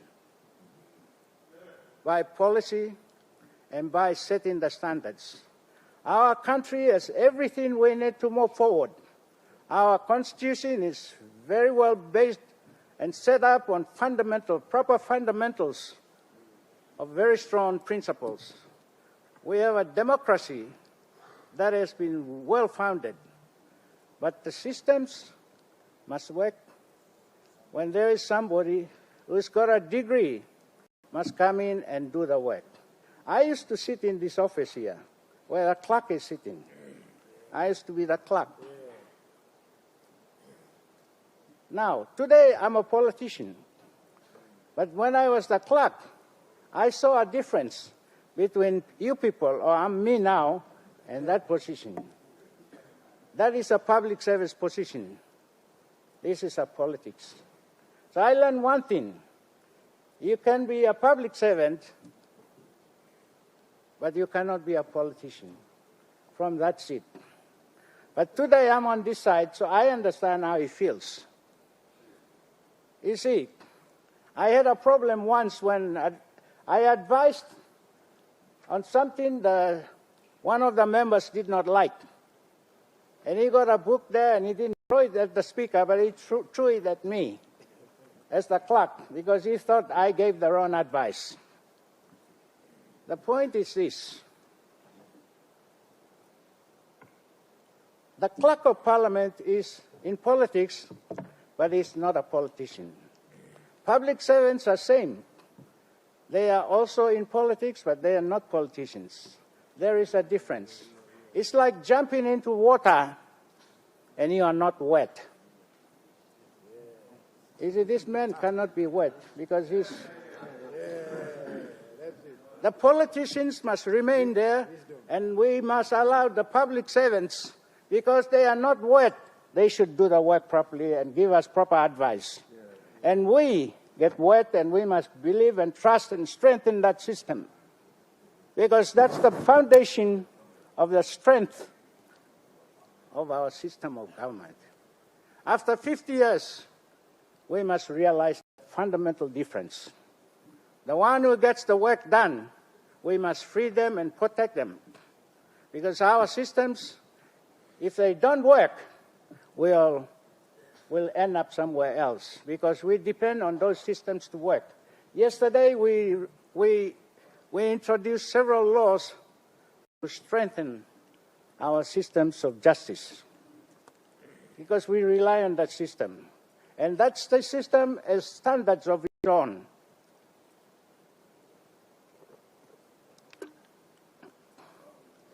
Prime Minister, when a lawyer graduates, he is trained to maintain a certain standard.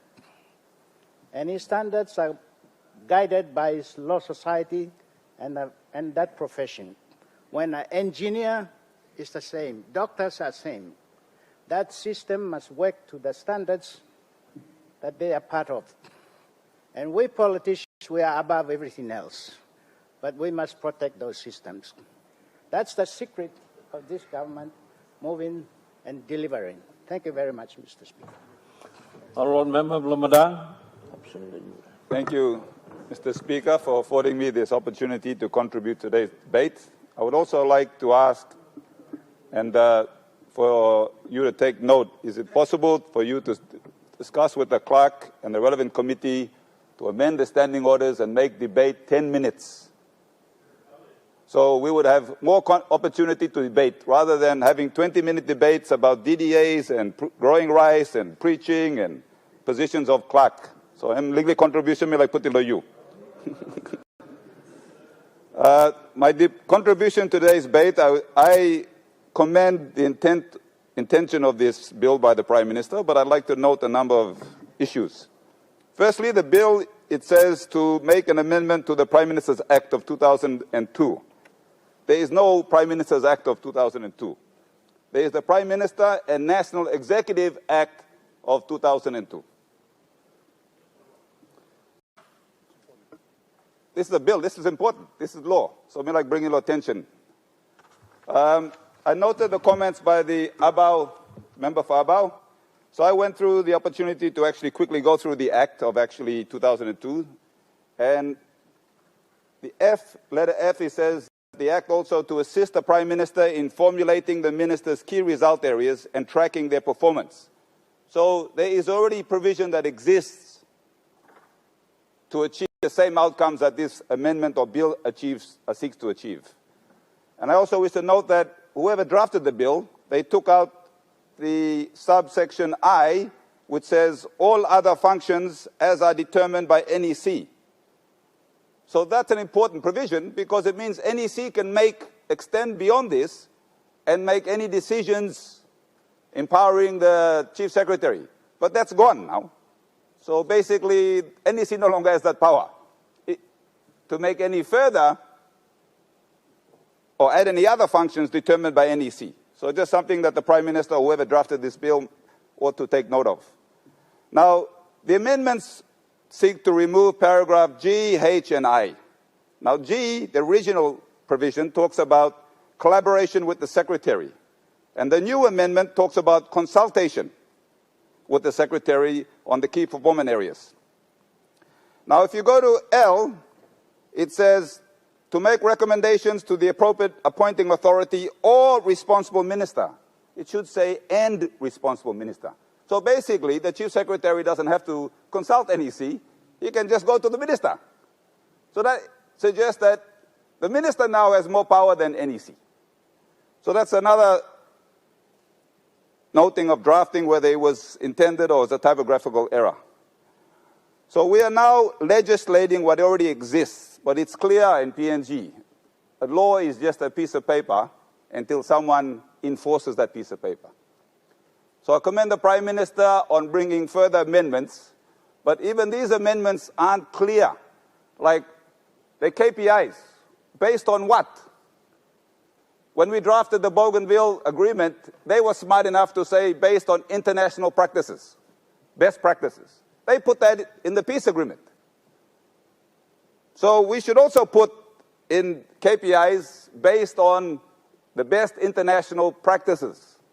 So we have a standard that we are benchmarked to follow. Otherwise, whoever the chief secretary in 5, 10, 20 years, they can come up with whatever standard they want. I don't necessarily agree with my fellow opposition member concerning that it takes away the powers of the minister. Basically, this is performance on day-to-day functions of the department head, which technically the minister should not be directly involved in. The minister's primary function is policy, government policy. So whatever policy decisions are made or proposed by the government of the day, they take it to NEC. NEC endorses the policy. Now the secretary and chief secretary have to ensure that it's enforced. When ministers start going down and start telling secretaries what to do, this becomes a problem. Now, for those who have served in NEC, some of us were fortunate enough, the culture is completely different. Minister goes in, he wants his man, straight away. Get rid of the other guy. Regardless of whether he's performed, the previous or existing secretary is a career public servant, spent his whole life, 30 years, in that position, to ascend to the position of the head of his department. And then a new minister comes in, who's unqualified, no background whatsoever. Some never run a business. Some are teachers. And they come in and say, I want him out or her out, and I want my one talking. This also should include amendments to deal with that I would ask the Prime Minister to consider. It also should include best practices in relation to the Prime Minister's office and NEC, that we are following international best practices. That even goes for budgeting and spending of money that's allocated, that a report gets published so we know what's happening in terms of NEC decisions. Now, it's no easy feat being the Prime Minister, because the very people that are sitting in your meeting can also design your removal. You want to remove a minister, but if he has the numbers in Parliament, they could then lobby to sack you. So you're forced to put up with the status quo. So there should be standards in also NEC regarding the conduct of ministers. So then the Prime Minister is not held account. They can say, hey, the law now says a minister has breached his conduct, his performance, so therefore it should be changed. So the Prime Minister can say, don't blame me, that's the law, I didn't bring it in, or it's already there, Parliament passed it, you passed it, so don't blame me that we now have to change you as a minister, because it's the law. Shouldn't need to be, but it's the culture that we have in PNG.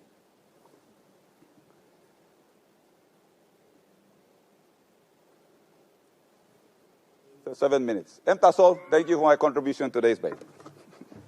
The Honourable Minister of Public Service. Thank you, Speaker. I rise to support the Prime Minister on this amendment for a number of reasons and many reasons that based on my experience. Also, Minister for Public Service,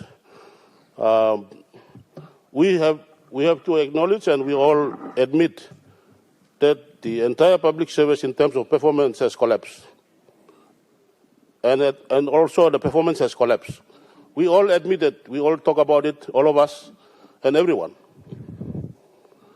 This is the amendment that has come to assist the government to be able to improve the performance of the senior management down to the entire public service in this country. Now, from experience, all public servants are appraised every 6 months using a form called Staff Performance Appraisal, conducted every 6 months. The only public servants that are not under this arrangement are the heads of the agencies, meaning that the provincial administrators are not appraised every 6 months. The department heads or secretaries are not appraised every 6 months. All agency heads are not appraised every 6 months. They only assessed based on their performance every year by the minister for the case of the secretaries, and by the by the governors for the case of the provincial administrators and the PEC.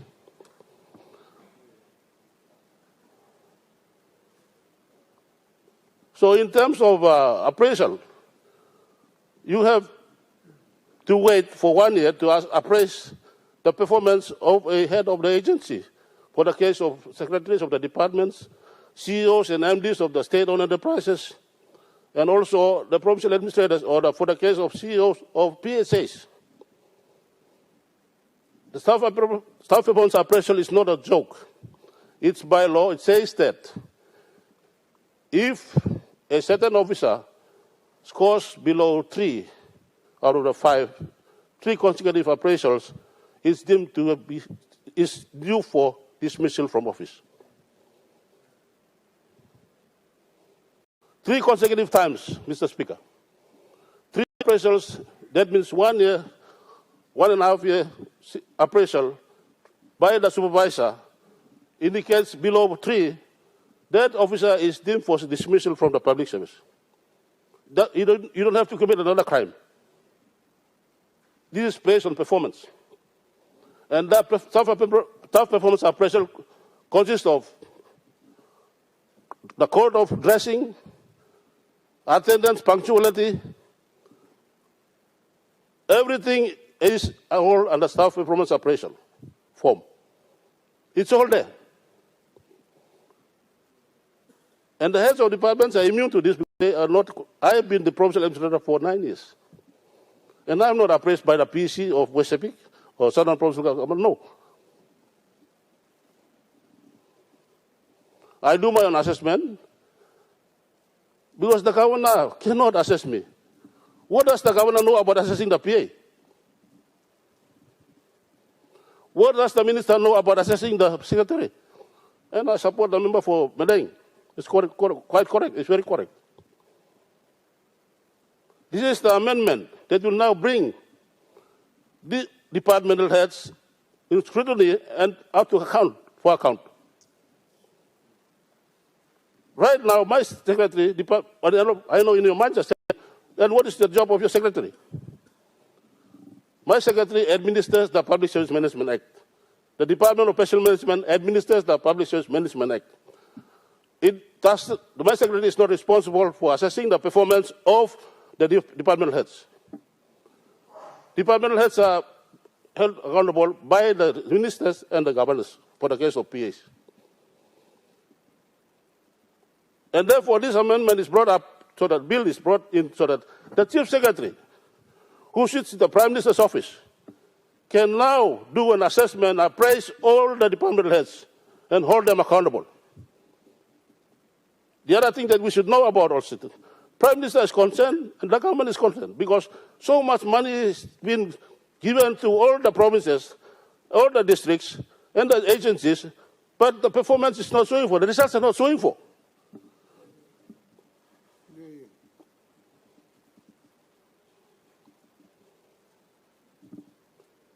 So rather than sit down and complaining about the public service, let's make sure that this happens at the top, where the Prime Minister sits and the Cabinet sits. It's the Department of Prime Minister and NEC. It is not the JCC, it's the department. So this is, in my view, it assists me as the Public Service Minister. I know my chairman, Honorable Gary Jufa, will speak on his part as a parliamentary committee on the public sector reform. But as the minister responsible, I have supported this amendment in the cabinet through my department because we see importance for us to assist you governors, for example, so that the chief secretary has a direct link to the PAs and assist you in terms of their performance as well. Because right now, my secretary cannot assess the performance of PAs because they are a deemed departmental head. What does that mean? It means that they are all equal. The only department head that is higher is the chief secretary. And therefore, he's strengthening the chief secretary's office to be higher, to be empowered and given the teeth to be able to scrutinize and assess the performance of all departmental heads, including the provincial administrators, which has not worked for the last 50 years. So if you want to look for the reasons and to come up with any whatever point scoring, I think it doesn't work for us. Let us all look at this as the way forward for us to improve ourselves in the next 50 years, as we turn it 50, we should now, Mr. Speaker, see that this is not an opportunity for us. Because like I said, the top performance appraisal, you need to talk here. When I asked the governor, how is your PA? Governor said, I'm Gupla PA. What do you mean by Gupla? When I asked the minister, how is your secretary? Minister said, I'm Gupla secretary. What do you mean by Gupla? Do you know what it means? Just because I'm not working pay or ticket pay, they go harap overseas, or because you get extra. You have to do all this assessment. Have you assessed them correctly? This is going to help us, move us away from this, and concentrate on policy and passing laws, and let the office of the Chief Secretary deal with performance assessment and recommend for discipline. Right now, discipline has now not happened in this country. We have not disciplined public servants. The Speaker of Minister, staff performance appraisal itself, on a 6-monthly basis, can remove non-performing public servants. But why is it not happening? It's the failure of the provincial administrators. It's the failure of the secretaries. We ministers protect them. We governors protect them. This law now will give the teeth to the Chief Secretary to make it work. Prime Minister, you got my support, and 4 of us to support you so that we can change this, the way negativity of the public service, saying that the public service is no longer performing. We can now change it from the one, at least we start from the Chief Secretary, right down to the level that we must see changes to take place for the good of service delivery to our people everywhere in the length and breadth of this country. So I think this is the way forward. I support the bill and we'll take it through. My department has a lot of work to do to be able to assist you governors, assist you, and assist you ministers to put together the frameworks that it can be able to be effective to properly assist the Chief Secretary to perform his role or her role later, whoever becomes the Chief Secretary. It is not for the current Chief Secretary, but for those that are coming after. So that's my clarity as a Public Service Minister. Right now, we need to modernize for information. Public service has changed a lot. Everything that's going to happen now is going to be online. We've started with my department. The first online recruitment has started from the Department of Personnel Management. We've cut down the waiting time from 3 months down to only 3 weeks. So everything will be done online, and you will not just for us, and for the information of all members of Parliament, especially for governors and for ministers, payroll will be brought in now into the Department of Personnel Management. Once we refine it, we will bring the payroll back to you. Provinces, by you look at the payroll, it. You go now, you miss him, and you are now. So that when the publishers are not paying, they come to you. We are going to do that now. It's not just that, because we want to make sure that if anything happens with the computer system, it will affect that one payroll system or one office only. For example, defense belong met, police belong met, education belong met, health belong met. So if anything happens wrong with the payroll system in terms of the network of the system that we use, the software, it will affect that agency only. Right now, you already know the experience of 10 January 2023, when it happened. Because people have not come up. So a lot of things are being reformed in my department.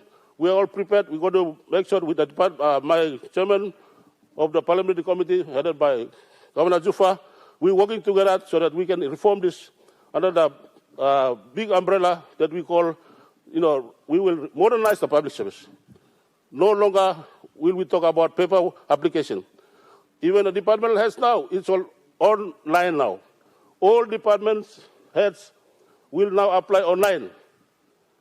If you do not know apply online, that shows very clearly that you are not fit for the job. Because comes 406, time to application is closed. Computer yet by pass him. I came from way out there. I'm last province lo New Islands namikamo. Last province lo manus namikamna. You sorry lo pas me put the submission. No, it's late. Computer, as soon as you go 406, shut off. Even though you are most qualified, most experienced, but if you come late, it's late. So you must be computer literate as well. If you want to become a CEO at the top, you must be computer literate. If not, why should you waste your time to apply for a job? This is not 1970s, 80s. We passed that stage already. We are in the modern stage. We're going to catch up with the rest of the world. So I ask you, all of you, that we are going to do our part as me as the Public Service Minister with my department, together with the Chairman of Public Sector Reform. We will work together to make sure that we support the Prime Minister and the government to change not the government, but all of you, all of us. Because at the district level as well, we want to also assist the district performance system. Under the district management information system that Minister for Intergovernmental Relations will be promoting, we can put all this together. For example, right now, I want to share with you the billing project. Billing project now, it's been piloted in some districts and provinces. In Wabek, for example, for me, as Nuku, like I said, I am no longer doing any acquittals based on paper. Nuku's acquittals are done online. You press the button, it's online. The copy goes to Ombudsman Commission, and the copies go to everyone so that they know exactly the report. So everything is being advanced, and we want to also make sure that the public service is also modernized, and it should be now, everything should be done online. Payroll system, everything will be cleansed. Once we bring it to DPM, we should get the system cleansed. Now you are ready now. You are governor.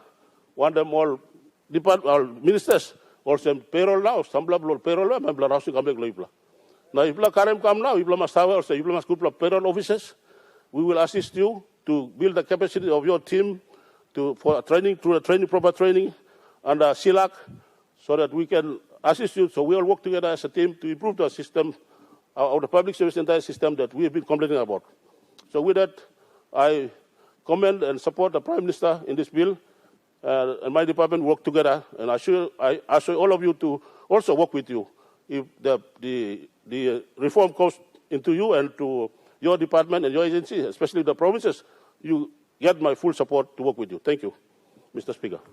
All honorable members, mi lugi mo sem plan di mi member by senap na one, but also bami luk sabe lo usat emi wok lo senap long bla time mai stadene.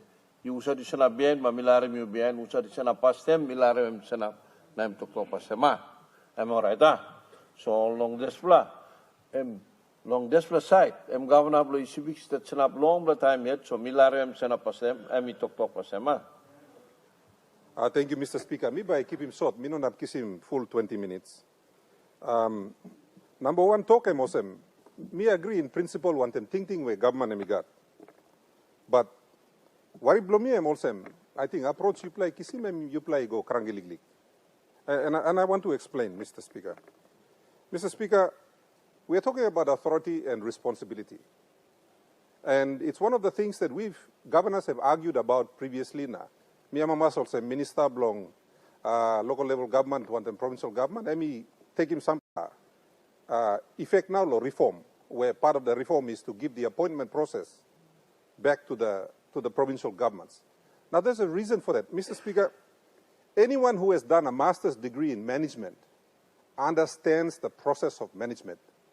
Now, as the minister, as the member for Medang said, there are international benchmarks on how to do these things. So, number one, ask him, you may all get to agree with him. Problem, Mr. There's no doubting that. And we all understand and we applaud the government for wanting to fix it. Now, there are jurisdictions within our region that have a similar type of government and democracy that we have. For example, did we bother to take a look at Australia? How do they do it? Did we bother to take a look at New Zealand? How do they do it? Or maybe even Fiji. Fiji is a country that's running pretty well. In terms of informing our design or redesign or amendment, did we care to look at how things are working in other countries within our region, and then to compare how we have been doing, and then to look at ways to fix it? You mean make him two or nogat? Or you mean yet sit down na? You mean yet scale him or some you mean talk? You mean got 50 years experience, so based on that 50 years experience, and I tend to disagree, because while some members of parliament may have been here for 5 years, some may have been here for 20 years, There may be public servants who moved around. Some may have business experience here in Parliament.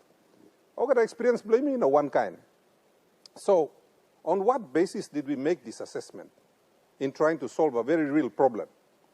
So I come back to what we call first principles. And in first principles, Mr. Speaker, you have to look at how management is structured. And so you come to authority and responsibility. And these are principles that are taught to university students all the time, Mr. Speaker. And it works in real life because this is what other countries have adopted. You know, the right of appointment for all of these public servants, especially heads of department that we are talking about, lies in NEC. NEC is the appointing authority. All right? So that means the responsibility for the assessment of their performance, the right to hire and fire, is with the NEC. So why you me raw sim long NEC na giving me go long chief secretary? That's my basic question. Power you minister got finish. Okay, you may worry about how do you assess the performance.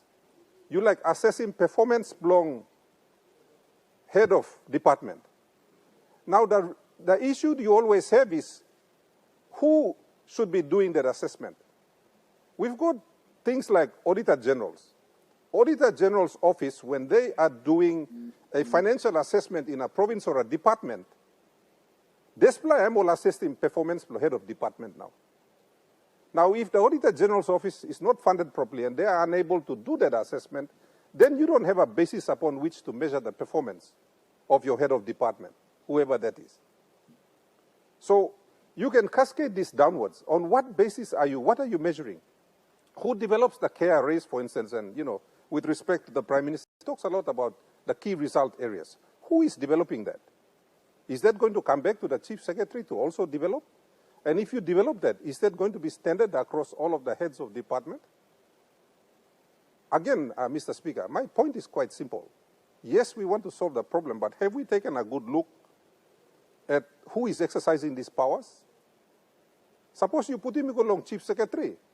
Then you've got to build an entire mechanism below the Chief Secretary to manage these processes. Does that exist at the moment, or are we going to build it up? All right? Because, me looking also, this we are trying to pass the responsibility from the NEC to the Chief Secretary. And I don't think the NEC should be abrogating its responsibility. You are the appointing authority. Similarly, time you put him appointing authority belong.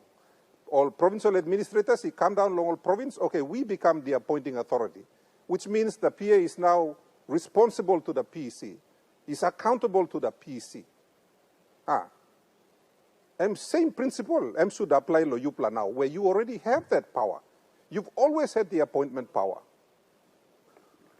Honorable Governor, you got point of order. What's your point of order, Minister of Public Service? No, point of order, belum ni, correct Governor.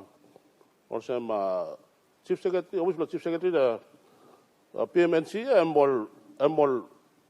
all couscous flow working work flow NEC. One kind of provincial government, you got NPEC, na couscous flow working work flow you and provincial administrator. You know cabinet secretary is working flow work. Now you know cabinet chief secretary flow NEC working work. So I'm be like thank you, Mr. Speaker. Honorable Governor, will you speak? Sorry, me not think me make him this will have to talk, but I'm all right. The point is taken. So I come back to the point. I'd like to see NEC, and again, it comes back to the delegation of powers also from the Prime Minister. Under his powers, he delegates his responsibilities to his 38 ministers. So the accountability mechanism needs to work from the ministers down to the secretaries. Okay, and this is the issue. Who does this work of developing, first of all, the KRAs, who then collects the information that feeds into these KRAs that then gives the responsibility back to whoever the appointing authority is to make the decision, Mr. Speaker. And heavy blomi am also. So while I support the idea, I just think, and I agree with the member for Medeng, I've always felt that the powers already existed within the PM and NEC Act. One can also CACC2 and MISTAP, and they are all contained in that act. So the fact that we are trying to solve the problem by maybe expanding the definition a little bit more and taking out some of the sections, we just made it harder, I think, because operationalizing it, Mr. Speaker, and now by come up heavy block government now, how do you operationalize it? And this is not defined. One them desla, Mr. Speaker, Mito, thank you, you giving me this time. Honorable Governor of Long, Northern Province. Thank you, Mr. Speaker. I have a report that I will be presenting hopefully later today that addresses some of this, but because it's a more general report, I've decided to just make a few comments in regards to the debate going on in support of this bill. But I take note of the comments raised by other speakers, all valid comments and worth taking note of, and I'm sure the Prime Minister and his team are doing exactly that. I see this as a start, and I want to just contribute to the debate from my perspective as a chairman of the Special Parliamentary Committee on Public Sector Reforms, as well as governor and having had experience as a public servant, working in the public service of our beloved country for 16 years. In regards to the issues raised by Sepuka, I just wanted to say that, it's, in my opinion, I differ from what Sepuka has said, respectfully. Sepuka, you always present very good thoughts, sometimes very philosophical, but worth noting. I'm making commendations, please. I think that, we've got the Prime Minister managing NEC and his ministers.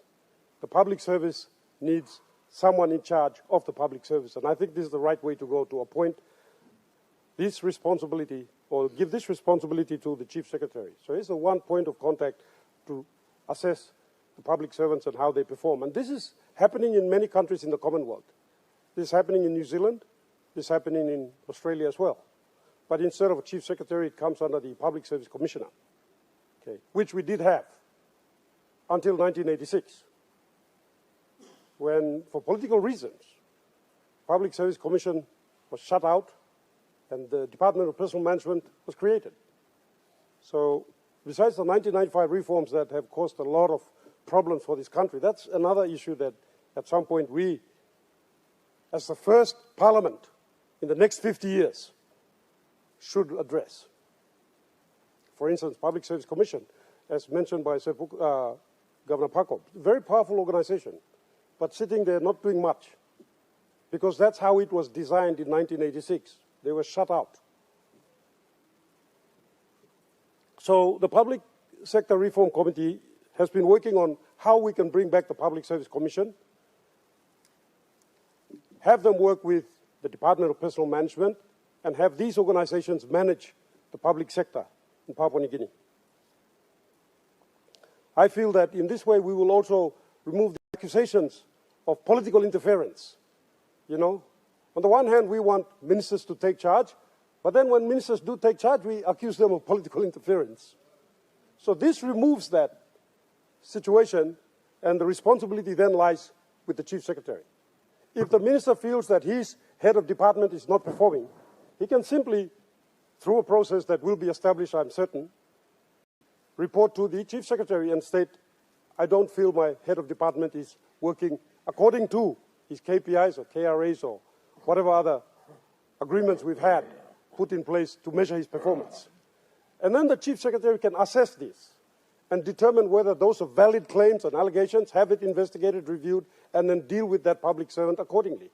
Because sometimes, as the Honourable Member for Madang pointed out, sometimes a minister may just simply not like a head of department for whatever reason. Maybe he comes in and his head of department's favorite color is red, he doesn't like red. He might just say, I want to sack him. That happens. You may be surprised to notice, but it happens. Where for whatever reason, a minister may not see eye to eye with his head of department. So this protects good public servants as well. Because he's a career public servant that worked his way through, and he has done absolutely nothing wrong. Say maybe the minister who comes in and does not know his role and responsibilities as a minister, because that's often the case. many ministers appointed, but they've come from different varying backgrounds. They may not know how the public service works, you know. They may not be happy with the head of department because he's refusing to pay, for instance, for his relatives to travel back to his electorate. You know, for example. So this protects good public servants, career public servants as well, and it ensures a transparent process is in place. And it also protects the minister so that he's not accused of political interference. So that's just in a sort of response to the issues raised by Sir Pukatemu here. In regards to the matters raised by Sir, I keep calling him Sir. I think there's a knighthood floating around waiting to be attached to Governor Pakop. Maybe that's why I keep calling him Sir. But Sir Governor Pakop, he raised some issues, I think, and I will address them, Governor Pakop, in a report that I will be bringing to Parliament. We have a series of reports my committee and I have put together. We're working with the Minister for the Department of Personal Management, and also the Reset 50 team, and we will be putting together our thoughts in regards to how to restructure and rebuild the public service machinery going forward for the next 50 years. How do we repair this machine so that it can function and deliver to the expectations of our stakeholders, the most important being our people? So just to let you know and assure you, good Governor, that our report will be coming in.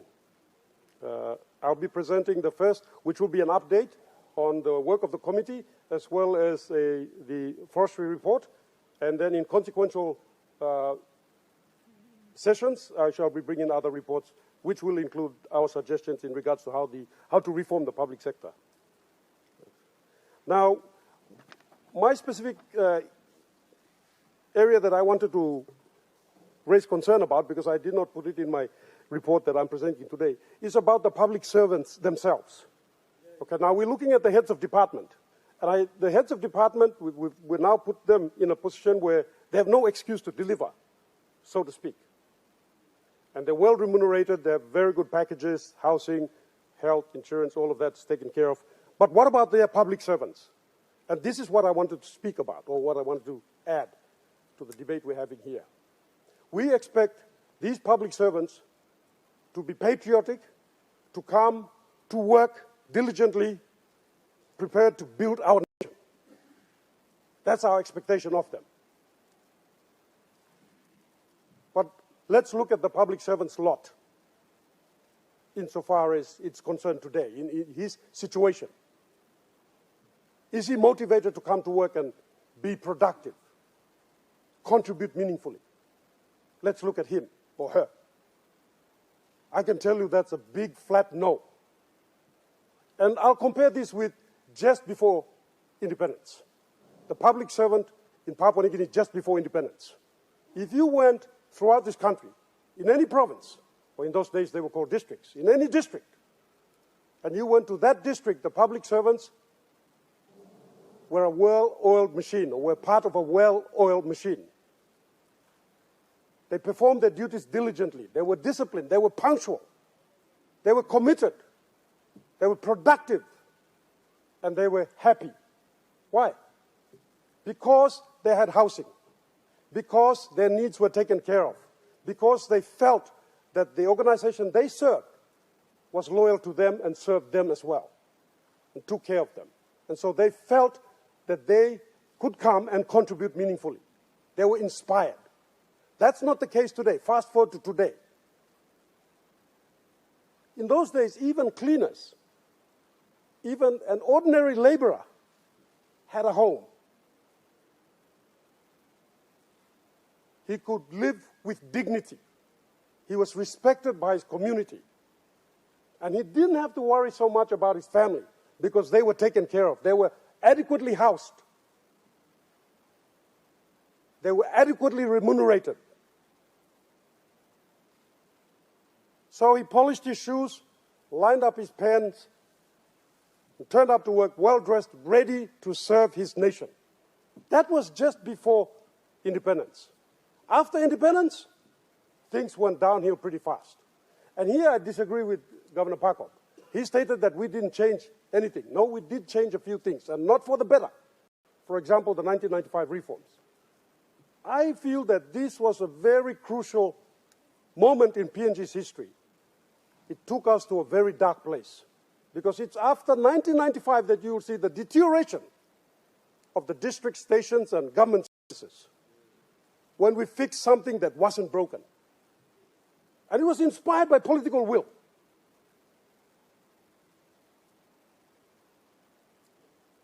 Those stations and districts that had water and power and functioning public servants, they weren't just paid a salary like they are today, but they also had money that they could use for their programs. They had outreach programs, extension programs.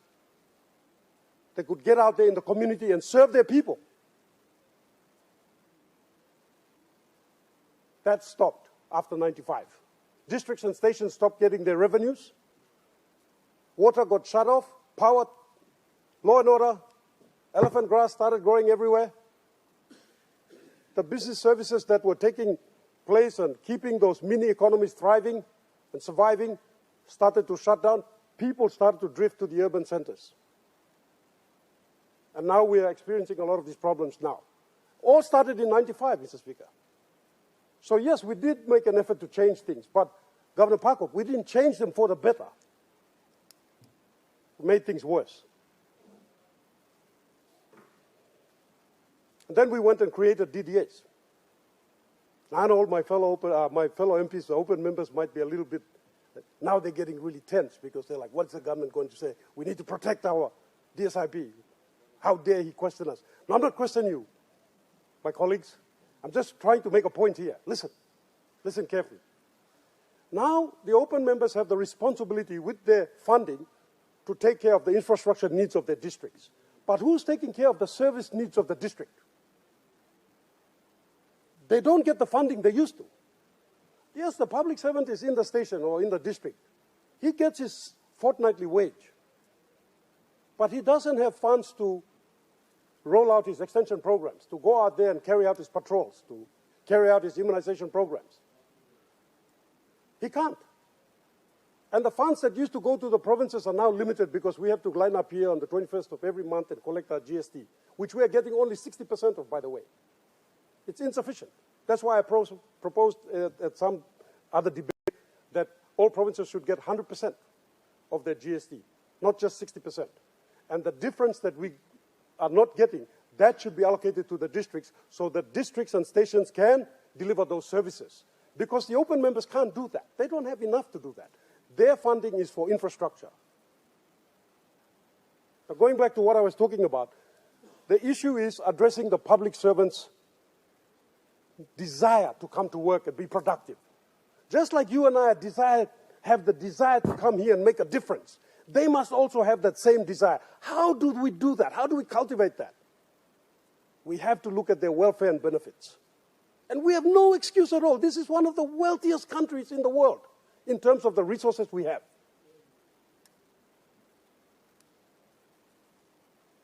We have no excuse at all. Housing, for instance, we have a housing ministry. Why can't that housing ministry, for instance, be taking stock of the housing needs of the public sector and ensure that all public servants have a home? For example, we have more than enough land. We have more than enough resources to be able to make this a reality. And I guarantee you, when you do that, instantly you will improve the productivity of the public sector. The public servant will be happy.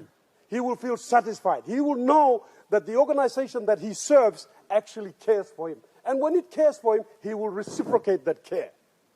And he will turn up to work punctual and on time and ready to deliver. And then, only then can we hold him or her accountable. Because right now we're holding them accountable, but we're not giving them what they deserve.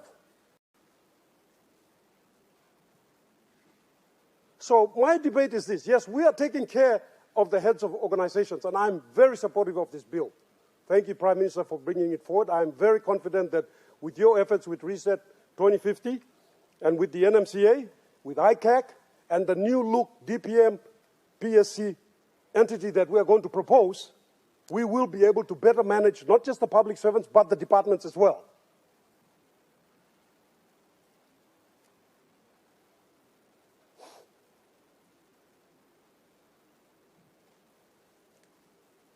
So I support this bill. I totally support this bill. But what I would like to propose is that we have to look at the welfare and benefits of our public servants. They're the ones in the front line. They're the ones in the very remote areas expected to be the face of government, to deliver to the expectations of our people. They're the very important people that we have to take stock of and deal with or attend to. And when I say the public service, I also want to include the disciplinary forces as well as the state-owned enterprises. We want the best possible people working for Papua New Guinea. In fact, it is my proposal that we should consider remunerating our public servants better than the private sector.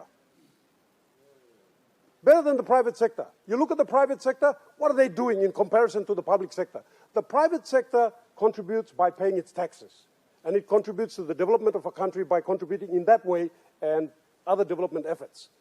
But the core responsibility of building a nation, an economy, lies with the government and the public service, or the public sector.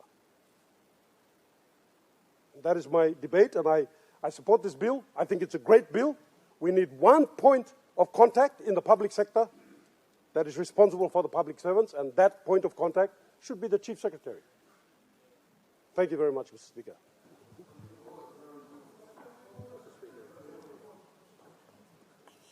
Suppose you me by entertaining my question be put, you got another opportunity for debate, but me larima one last debate and then me entertaining chair entertaining question be put. So namelo itubla. Okay, Hobson leader. Thank you, Speaker. I'll just keep it short. I take note of all the debate contribution by all the honourable leaders of the House, and I'll especially subscribe to the comments made by the Honourable Sapoka Temu, member for Abau. Mr. Speaker, first of all, we have a 39-strong cabinet as executive government in the country right now. So all these honourable members of parliament that are in cabinet, they also run departments and agencies with secretaries and heads of department. If you put that along with the provincial administrators of the 22 provinces, that's 22 provincial administrators. That takes the total secretaries and heads of departments and provincial administrators up to 61 public servants. That will come, as per this law, this amendment, come under the purview of the Chief Secretary. I'm just looking at the time effectiveness of this legislation and the practical reality of its enforcement. If in one day, how many secretaries and how many provincial administrators can the Chief Secretary deal with compared to all the ministers of state and all the governors in the respective provinces? And how are we diluting the powers of NEC and PEC at the respective subnational level and the national level to just basically say that you won't be responsible for enforcing standards and enforcing performance by these heads of departments?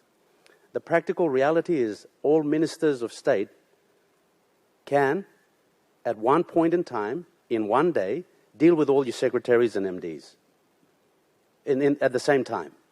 But if you channel all the powers of that responsibility to the Chief Secretary, he can't practically do that in one day.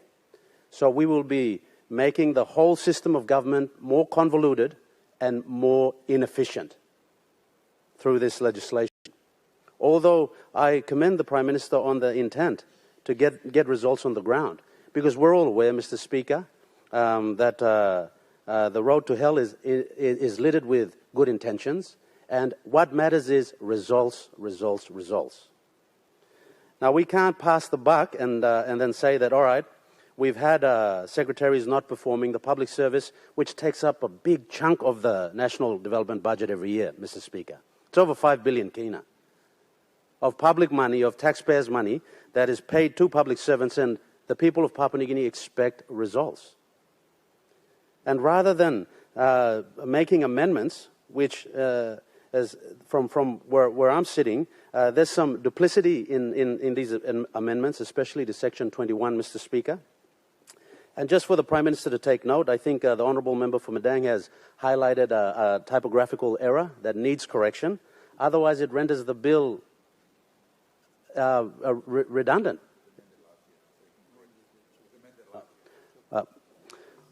I stand corrected, Mr. Speaker. It was corrected. And then we come back to Section 21 and how there's some duplicity in terms of the legal terms of how we define the heads of public bodies. So my question, Mr. Speaker, is the Constitution talks about Section 192 and Section 193, the appointment of these officers, and there seems to be duplicity with respect to Section 21 of this amendment. And then my question is, does it extend to the Regulatory and Statutory Authority Act, which appoints CEOs? So that's something that I think has to be expanded and then just made expressly clear in the amendment, Mr. Speaker. I've already commented on the time ineffectiveness of this amendment, that it'll just not be practical for the Chief Secretary to crack the whip on underperforming public servants. So we should really take a long, hard look at ourselves, Mr. Speaker, and talk about how public servants get appointed in the first place, where we have continued to apply one-talkism, nepotism, and all manners of standards rather than meritocracy. And this is why the system is only good as the people in it, Mr. Speaker. So the reflected poor performance in public service across the country is a reflection of the total incompetence of the people that are in these positions, and then a failure of the National Executive Council to crack the whip. We have to be in the business of sacking non-performing public servants, Mr. Speaker. And I take stock of the good chairman of the Public Service Committee saying that they'll be bringing reforms to the Department of Personnel Management and PSC, because these reforms are long overdue, Mr. Speaker. We have an obese public service machinery in the country, and we have to reduce the size of the public service and make it lean and more effective. Now, the question that I have, Mr. Speaker, is we have the Prime Minister as the head of the executive government, as the chairman of the National Executive Council, bringing an amendment here talking about the performance of ministers of state. With the Prime Minister sitting there pushing this amendment, it's a complete indictment on ministers of state. If we're looking at the way the power is structured in the country as concentric circles or as an onion, you have the Prime Minister right there in the middle, then you have NEC around him, and then it's everybody else. So why is the Prime Minister trying to take the powers that ministers of cabinet should have to determine, and although, yes, you're right, your job is to implement policy, but policy cascades down to programs and projects that are implemented by secretaries and heads of department. And when they're not performing, it becomes blatantly obvious. Ministers are right there to gauge the performance of their heads of department, and they can make a call right then and there that you're not performing, you need to go. And these performance appraisals shouldn't be done on a biannual basis. They should be done quarterly, every 3 months. We should crack the whip and hold these big secretaries and big MDs to account. Otherwise, it seems to me, Mr. Speaker, that the National Executive Council is abrogating its responsibility, and they're trying to, once again, push their responsibility of holding public servants to account to the Prime Minister through the Office of the Chief Secretary, and it raises a lot of questions about what level of output we're going to see with this new structure, which seems to be impractical, convoluted, and it's just a lot of duplication. I just can't see the practical reality of it working with one Chief Secretary dealing with 61 heads of department and provincial administrators, how that's going to happen practically in an efficient manner to promote government efficacy.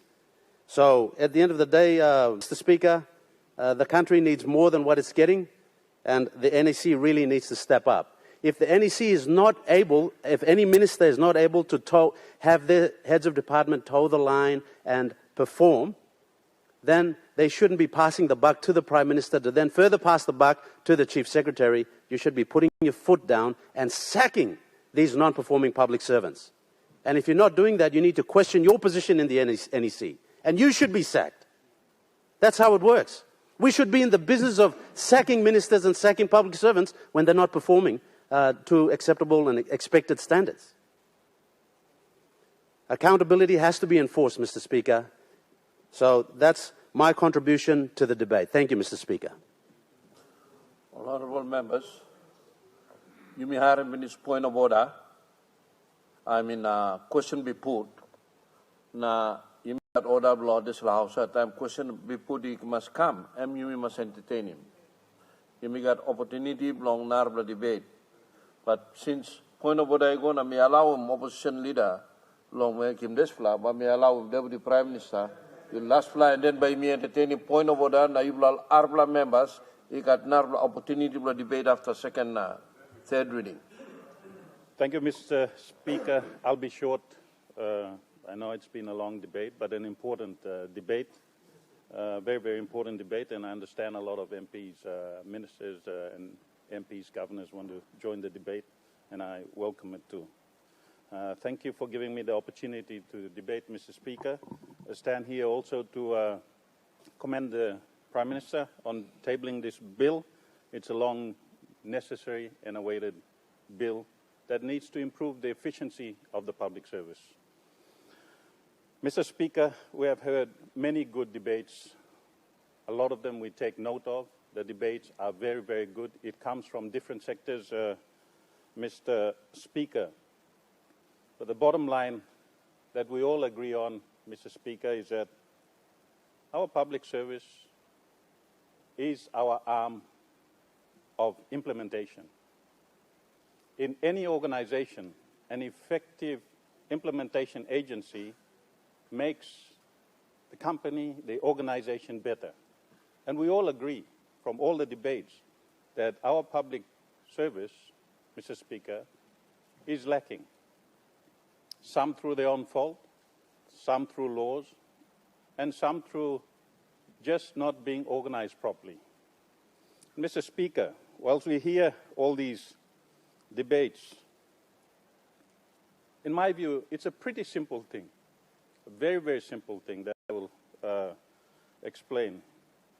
We strive to ensure that our public service, we want it to operate like the private sector efficiency. That's what we all strive for. We want it all to become an efficient operating arm, because we are only as good, Mr. Speaker, as the people who implement our taskings. And sometimes those implementation of those taskings can take months, can take years. And that is the restraints and the constraints that we are faced with as government, from the Prime Minister's office, from Cabinet, and from government perspective. So, Mr. Speaker, whilst we have numerous laws, I point out a simple status. When you look at a company, you have a board of directors, Mr. Speaker. The board of directors is Cabinet, the equivalent. When you look at the chairman of the board, is the Prime Minister. The chairman is equivalent in a private sector company.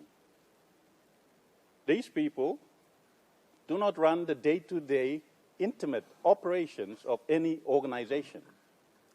They delegate this responsibility to a CEO who reports to the board, who reports to a chairman, Mr. Speaker.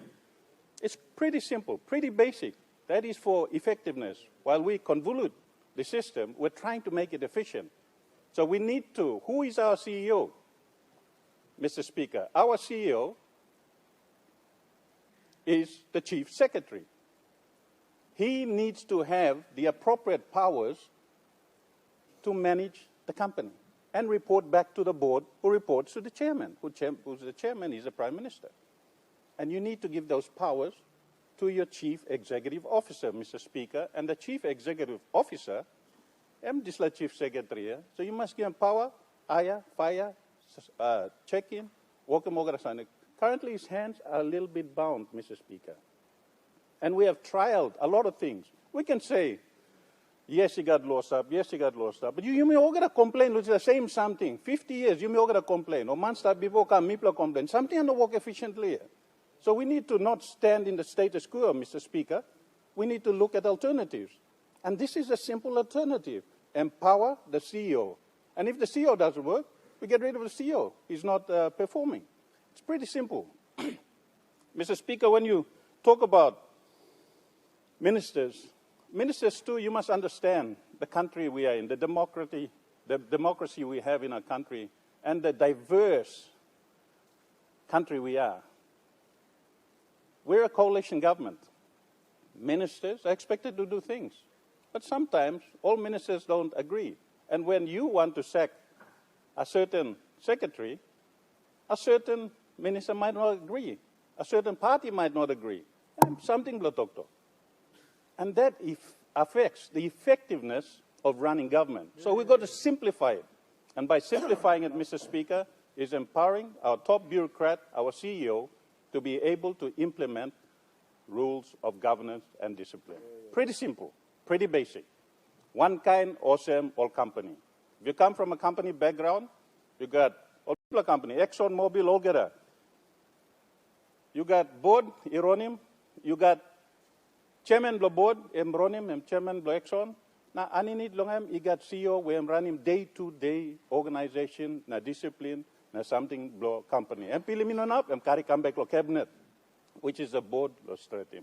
That is a simple explanation, Mr. Speaker, so that this bill seeks to empower our chief CEO and to ensure that we have better modes of running our public service. And I agree with all the speakers, our public service needs to improve. But at the same time, it's a two-way street. When we as government give policy directions to public service, there needs to be proper directions from government, from our side, but the public service too needs to be able to implement it. Whilst we are all sitting here, Mr. Speaker, I can do a rough guess. If you go to Lamana or you go somewhere, you will see a few public servants working and sitting there playing the pokies or something else. You will see it. That's no secret, Mr. Speaker. So we need to, whilst we talk about disciplining people, we need to hold them accountable.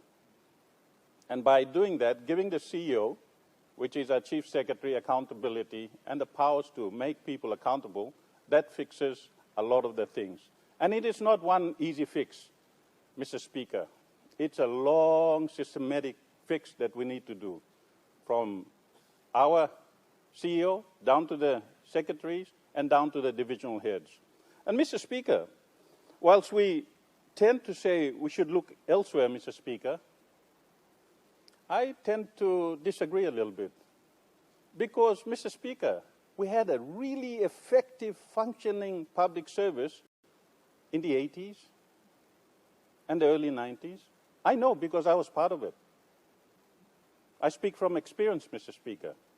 When I was in remote Green River, when I was in remote Kilau or Gumini or Shuave or Gembog, when I had to come to town, Mr. Speaker, as a young patrol officer, I got on the radio and I asked for permission to come to town, Mr. Speaker. And when permission was granted, I came to town to do my shopping once a month. Every single public servant asked for permission. And everyone was at the desk working, Mr. Speaker, because they knew they would be disciplined. What went wrong? So, Mr. Speaker, the systems are there. We just need to ensure that what went wrong needs to be fixed properly. And, Mr. Speaker, that means dedication, discipline, empowering people to do the right things, and a sense of duty, Mr. Speaker. A sense of duty. I was earning 111 kina a fortnight. It was a lot of money at that time, 111 kina a fortnight, but that 111 kina a fortnight gave me a sense of duty. At 7:45, I was at my office with no boss. I worked till 5 or 6 o'clock, Mr. Speaker. I came out on weekends for no overtime. But when I wanted to go to town, I reported to someone, Mr. Speaker.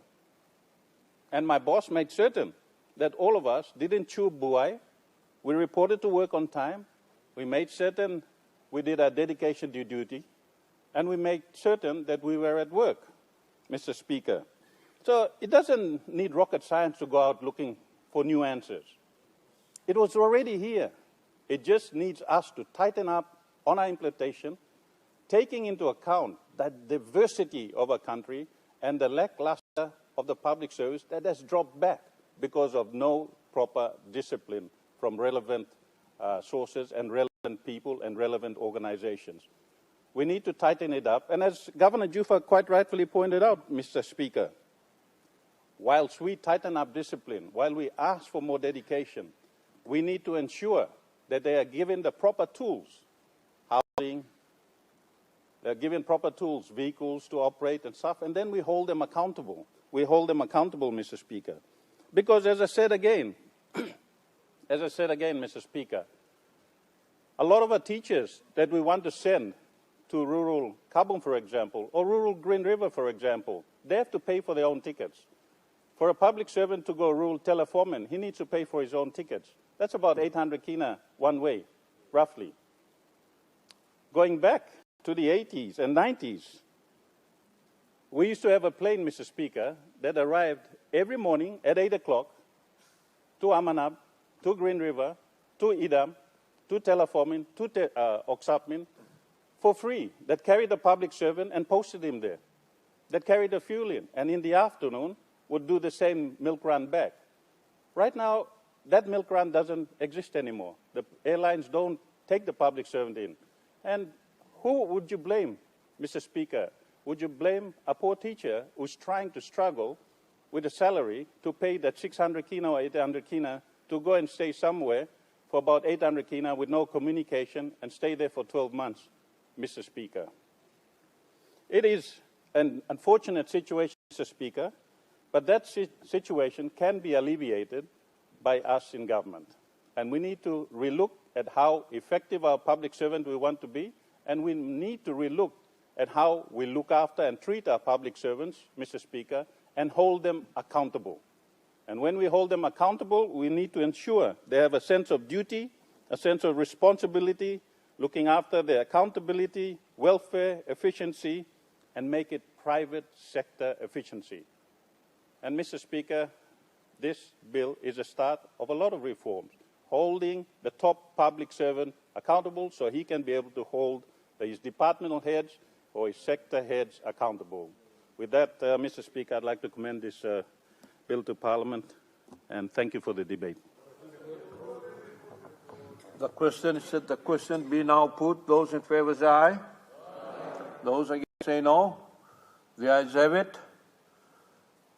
The question is that the bill be now read a second time. Those in favour say aye. Aye.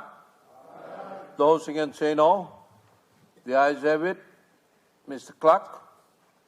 Second reading, a bill for net to amend the Prime Minister Act 2002.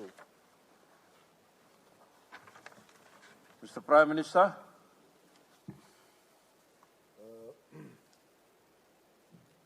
Thank you, Mr. Speaker.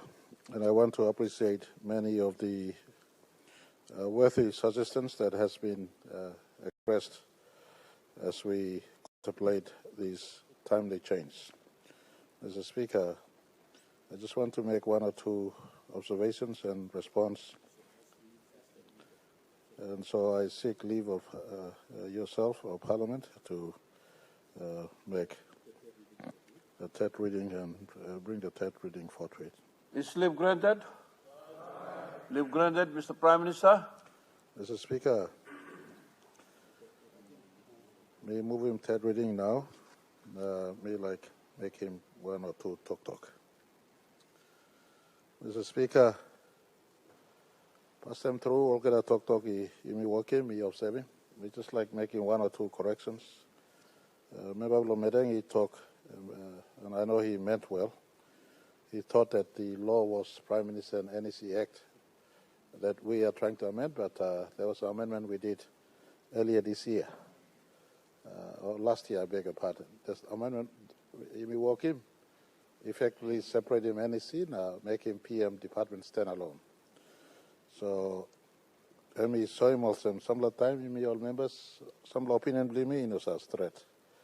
We mean well, but sometimes we don't. Let's not take everything spoken here as trupla talk. So you must check the records. You talk. I like also talk clear. Once in a while, you got all slips that come up. But the process of government is such where any law that comes to us has its own check and balance mechanisms. So the check and balance mechanism deliver, hopefully, to us a product that has gone through the different stages. The certificate of necessity, time a law is being proposed to be promulgated, certificate of compliance stage. They go through FLC, go through state sol. So law come, just after that solimi concord him, like Karam come for the sake of Karam come. So giving barely see more so for the sake of the public who are out there who may think that laws are sometimes rushed through. We look through all these processes. Now Prime Minister's, the department is called Prime Minister's Department because some amendment even working for last year. Natla talk me like giving some background context. This blah Rausim work plus CACC. This blah Rausim work long bigla Mama Law is set up yet. Under this blah all subsidiaries laws we got. All higher laws is set up. This blah act long PM and NEC. Rausim all some blah function happiness, but you may add him go inside long strong him. Now make him absolute clarity. One and work long Chief Secretary. Number one, workman long public service. I want to also give some context. The PMNEC Act came in 2002. What happened in year 2002? The year 2001, even got the organic law on political parties, my candidate come inside. Law country limit for the first time. I was making reference to earlier questions asked today. That law he come inside long banish him and create him hopefully political stability. So time this law where Mekere government then proposed, he got now ting long bring him PM and NEC Act come inside law sit down and yet good long make him work long this law long organic law political parties and a candidate he work good. So the 2002 PM and NEC Act was promulgated and established that has served us well. It is now 24 years since that law was in place. One of you may walk him now, you may clarify him. And I was mid-range officer in the public service in 2001, 2002 before I went to contest thereabouts, and I know a little bit of this issue. Department of Personnel Management was tasked with creating a policy that entrenches merit-based appointment. Because with the certainty of political leadership that time at the law where late Mekere proposed him by giving full 5 years to whoever was in office or whoever got the Section 60 invitation. Of course, the Somali government got the Section 60 invitation. That policy that talks about merit-based appointment then eventually, in fact, it was under my watch at my section in DPM that this thing was proposed. The concept on KRAs and key result areas at performance-based contract or preference-based selections. We had to do this back then. We were instructed by government of the day that politics will be stabilized.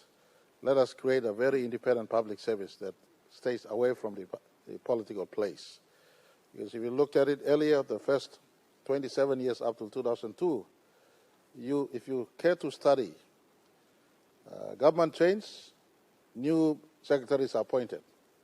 New department heads come in, so they were coming in every 2 years, in and out. And the member for Abba he was in public service that time. He would know exactly what was the play or the modus operandi for the first 27 years. Government change, public service law come in, Nabla government come in, public service come in. And so there was no consistency of work. So this law that Mekere tried to bring in together with the public service laws, the political laws, was to give some sort of certainty. Fast forward 24 years later, we're just trying to, we're starting the process to allow public service to remain on their own. With the relationship between the minister or government, the National Executive Council, the public service be policy relation and just a portfolio oversight. You know, every day ministers na develop head by to play relate no that. Ministers, na government of the day, stop holding law, na issuing policy, na work for department heads, lo make him work. Today, brothers and sisters, my colleagues, Mr. Speaker, 30 billion budget you may pass him here. You know, stop lo handle Prime Minister, or Deputy Prime Minister, or Minister. Stop lo handle public service. They deliver on our budgets. And all of you know exactly, in your operations of your districts or operations of your province, you issue your DDA resolutions or provincial government budget, and the operations of this is dependent, or should I add this word, condition precedent, and using the opposition leader's correct word he used, the efficacy, or proficiency, or efficiency, for punctuality, prudence, and all these words is really condition precedent on the public service.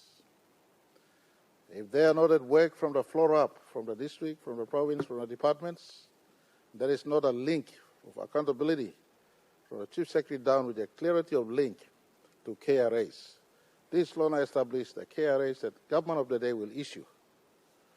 Government of the day, based on the policy, issues key result areas to the sector, to the department, and then the minister issues key performance indicators to that department head, and the department head then has a contract with the state and the Chief Secretary as the Chief Accountable Officer of the Public Service, then understands clearly what the department head will do. It is the business of the department head to make sure his KRA is then proliferated or distributed to all public service under his watch. Brothers and sisters, the point is simple. We want to get maximum result from the employment of public service in our country. So it is with this context, the Chief Secretary, and I agree with the fact that he's already got power, but maybe this power was broad enough, not with explicitity. We're now trying to make it explicit, establishing KRAs that is now used, removing human emotions away from ministers and the department heads that sometimes work together. Every human emotion is removed, purely based on numbers. What have you delivered? How much budget you consume? Want to work, you work it. So minister, maybe one department head, they are emotionally attached because they work day to day. They were independent, the head of the public service. And sometimes in turnovers of government, governments will go, but that public service remains perpetually. Public service, by creation of the Constitution, is a perpetual being. That perpetuity of public service must be entrenched with an accountability at the top of the public service machinery. So the accountability element is put into this small amendment. It's part of our steps of amendment that will continue. We look forward to the recommendations of the Special Parliamentary Committee, the Public Service, and all of you. Let's all contribute. The next 50 years, we want a public service that is isolated from politics of the day. We want a public service that is appointed based purely on merit. We want a public service that is accountable, reporting on budgets and work that they're expected to deliver. It is with this line of thought that this amendment come in. I want to say there'll be a complementary work, especially in recruitments, use of ICT and AI, artificial intelligence, to select the best public service would be deployed at the earliest, so that hopefully this Parliament, before we rise for next elections, we would have tidied the full independence of our public service, their functionality, their vitality, but more importantly, the reporting back to the Parliament on what they do, so that we could have progressed some national agendas instead of running around in the same cycle all the time. So thank you, Mr. Speaker. With this, I move that this bill now be processed.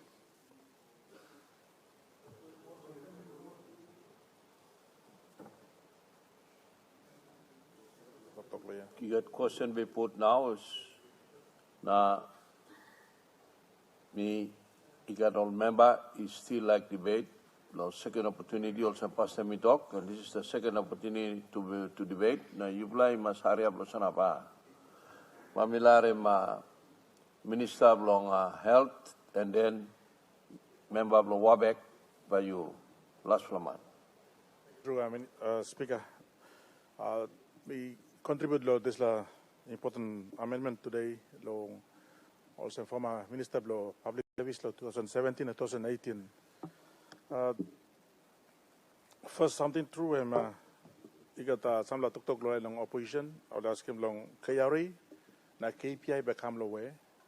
So I just want to clear that KRE comes from, the government doesn't operate in silos. We have EMTV before. We have national health plans. That's where the KRE comes from. So even though to talk not the key result areas, they come long also plan in long. Now the department only got all annual activity plans. From the 5-year plan, we got all annual activity plan. This becomes the KPI where we give long departmental head blame, names are measuring performance long. So Mrs. Lakari was saying we're not picking up from anywhere, but let me stop in this place clear. Number two, they talked about the debate on talking about Imi Raushima work long NEC, no recruitment or appointment, section 20 and talk long. Chief Secretary work on them, Secretary below DPM on them, Secretary below the Department of Health work on them KPI below na make assessment, recommendation igolong NEC. Make it full the final recommendation whether to suspend or to terminate the person. And one talk make him number 3 talk, Mr. Speaker. Before Tami Minister Public Service, he operate the one system we call Ministerial Executive Appointment Committee, where including all Public Service Commission is established. PSC was not actually part of that appointment process, and in that regard, we actually fast track many of the appointments. And in terms of we actually strengthened the PMS, the performance management system. We will go through this last time, where all secretary and I actually established the KRA for the secretary. And at the end of every year, you may sit down and measure my performance long, and so was scope low less than 3. I mean, it's a serious disciplinary offense that warrants termination. That particular time, as the minister, maybe terminated him triple. Departmental headless last time. So the system is in place, Minister. We just have to strengthen this today. The leader of government, the opposition said, it's passing the buck. It's not passing the buck. We're strengthening the system, making sure that it actually delivers the results that we need to see, effectiveness in our system. So just a point below me, there is ongoing assessment done for the departmental heads today, but the system where the chief secretary must be now part of the system to assess the KPIs that are collected from the departmental heads. I'm aware that this system of performing or system of measuring the performance of the departmental heads is still stopped yet. It's still stopped yet today, but how we will collect in this law na other team na make a final recommendation whether that person maintains the office or be suspended or terminated. This system, you will strengthen him, you will strong him. So that's why I mean important that the secretary or the chief secretary comes in now to be part of the system with DPM secretary and monitor this collection of KPIs that come through every year, so that decision must be made quickly. Recommendations are given to NEC to make appropriate decisions. So this just for my point in that area. We saw this kind of a system happening in the past, and we just have to see efficiency in this arrangement. Collecting of KPIs already done by departmental heads, system in place to monitor and recommend appropriately, timely to NEC to make appropriate decisions. That's what matters today. Thank you, Mr. Speaker. Honourable Member Loabeck. Thank you, Mr. Speaker. Old man, let's finish. So let me make him short. I commend the Prime Minister to bring him this bill come. I think intent long bill is noble. I may like look him walk him up. Now, also a point where Governor Bede make him finish. Papua New Guinea is not the first country in the world which is going through this problem. Every other country is going through the same problem and problem of implementation. So gupla you may look him our narabla country only walk. Now you make him some example or this country among point me make him number 2. You get him something you'll call him natural law. Natural law you get what you deserve. Systems law input rubbish, output rubbish. So instead of us pretending to,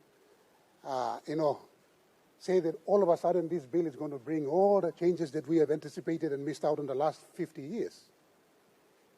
One thing I want to point out is that we should start appointing good people. And simple. You can make all the laws in the world, it won't bring in any change because it's the people who actually implement things. So, Prime Minister, through you, Chair, big problem you face him. You facing problem from all coalition partners. You may not run on with him. You may promise land stop long up. You may go around inside the desert again. You may must lose him. You put him clear instead of department heads. Put him clear KPI. Long all ministers long you. Minister and publish him long. Public or billboards. Now that minister deliver. Rausimen. MEC ya. How you make him this bill or this chief secretary, but all of a sudden come up with Jesus Christ and save me. The current chief secretary is given enough powers already to hold department heads to account. Yet we are coming in with another law to make us feel good and look good to the people just before elections. It's not going to happen. You put him rubbish in the system, rubbish come out. You plant him corn, you don't harvest him cocoa. This is the point, and much time people make him no flow here. There are simple indices, socio-economic indices, people used to measure government performance. PPCs, for example. There were some PPCs in Wabeg. Despite the high crime rate and the violence rate, no arrests have been done. Yet, you may not replace him all now. You may all of a sudden, thinking Muslim, Maki Mwambla white man bakamna, all of a sudden come up in law and order issue on tableau. We have to deal with these indices. Suppose on Blaman, you may look at Muslim no perform Prime Minister Rausimen. So easy way me look him. Instead you may run around again long desert for another 40 years. Mr. Speaker, through you, easy way, put him KPI along all ministers. Publish him, all in all online, suppose all in all achieve him, Rausimen. A fish rots from the head. A minister is the political, leader of that organization. So I'm legally contribution me like make him this afternoon, Mr. Speaker. You make him kind law, just make him us feel good. We just want to feel good that we are in here doing something. Yet corruption, the breakdown in the rule of law, those are the things destroying us. Yet we are not addressing them. Ministers who are involved in corruption, we are not addressing them. Those are the two things destroying this country. So the intention is good, but instead of pussyfooting around this whole issue, let's publish KPIs for ministers, and if they don't deliver, the public will hold them to account instead of a prime minister, because obviously in this country, we know that political instability is something we have to live with. Changing government close to them, it's becoming a problem because, so just to protect the stability of the government, you may need to publish KPIs from all ministers, all ministers to account. And that's all. Thank you. Honorable Governor Blong Morbe. Speaker, me like contribute to the debate where Isla Bill start before Limilo House. Mr. Speaker, at most times I appreciate our many debates because, Mr. Speaker, the diversity that we bring to this floor, we have doctors, lawyers, we have knights, we have all sorts of people who said people believe Salim come, and diverse views will help shape things like this bill was stopped. Mr. Speaker, comments blomi milexena plus support Mr. Bill. Why me support Mr. Bill, Mr. Speaker? One, It is not make peace legislation where cabinet and the prime minister come. This comes at the backdrop of Reset 50, where Mr. Speaker, prime minister and cabinet been actioning him and said, look, kiss him all 3 or 4, 5, 7 plaman meeting him. Chairman was at the time Charles Abel, to come and see after 50 years, including ANU, was involved in putting together a document for us as going forward in the next 50 years, how do we structure government?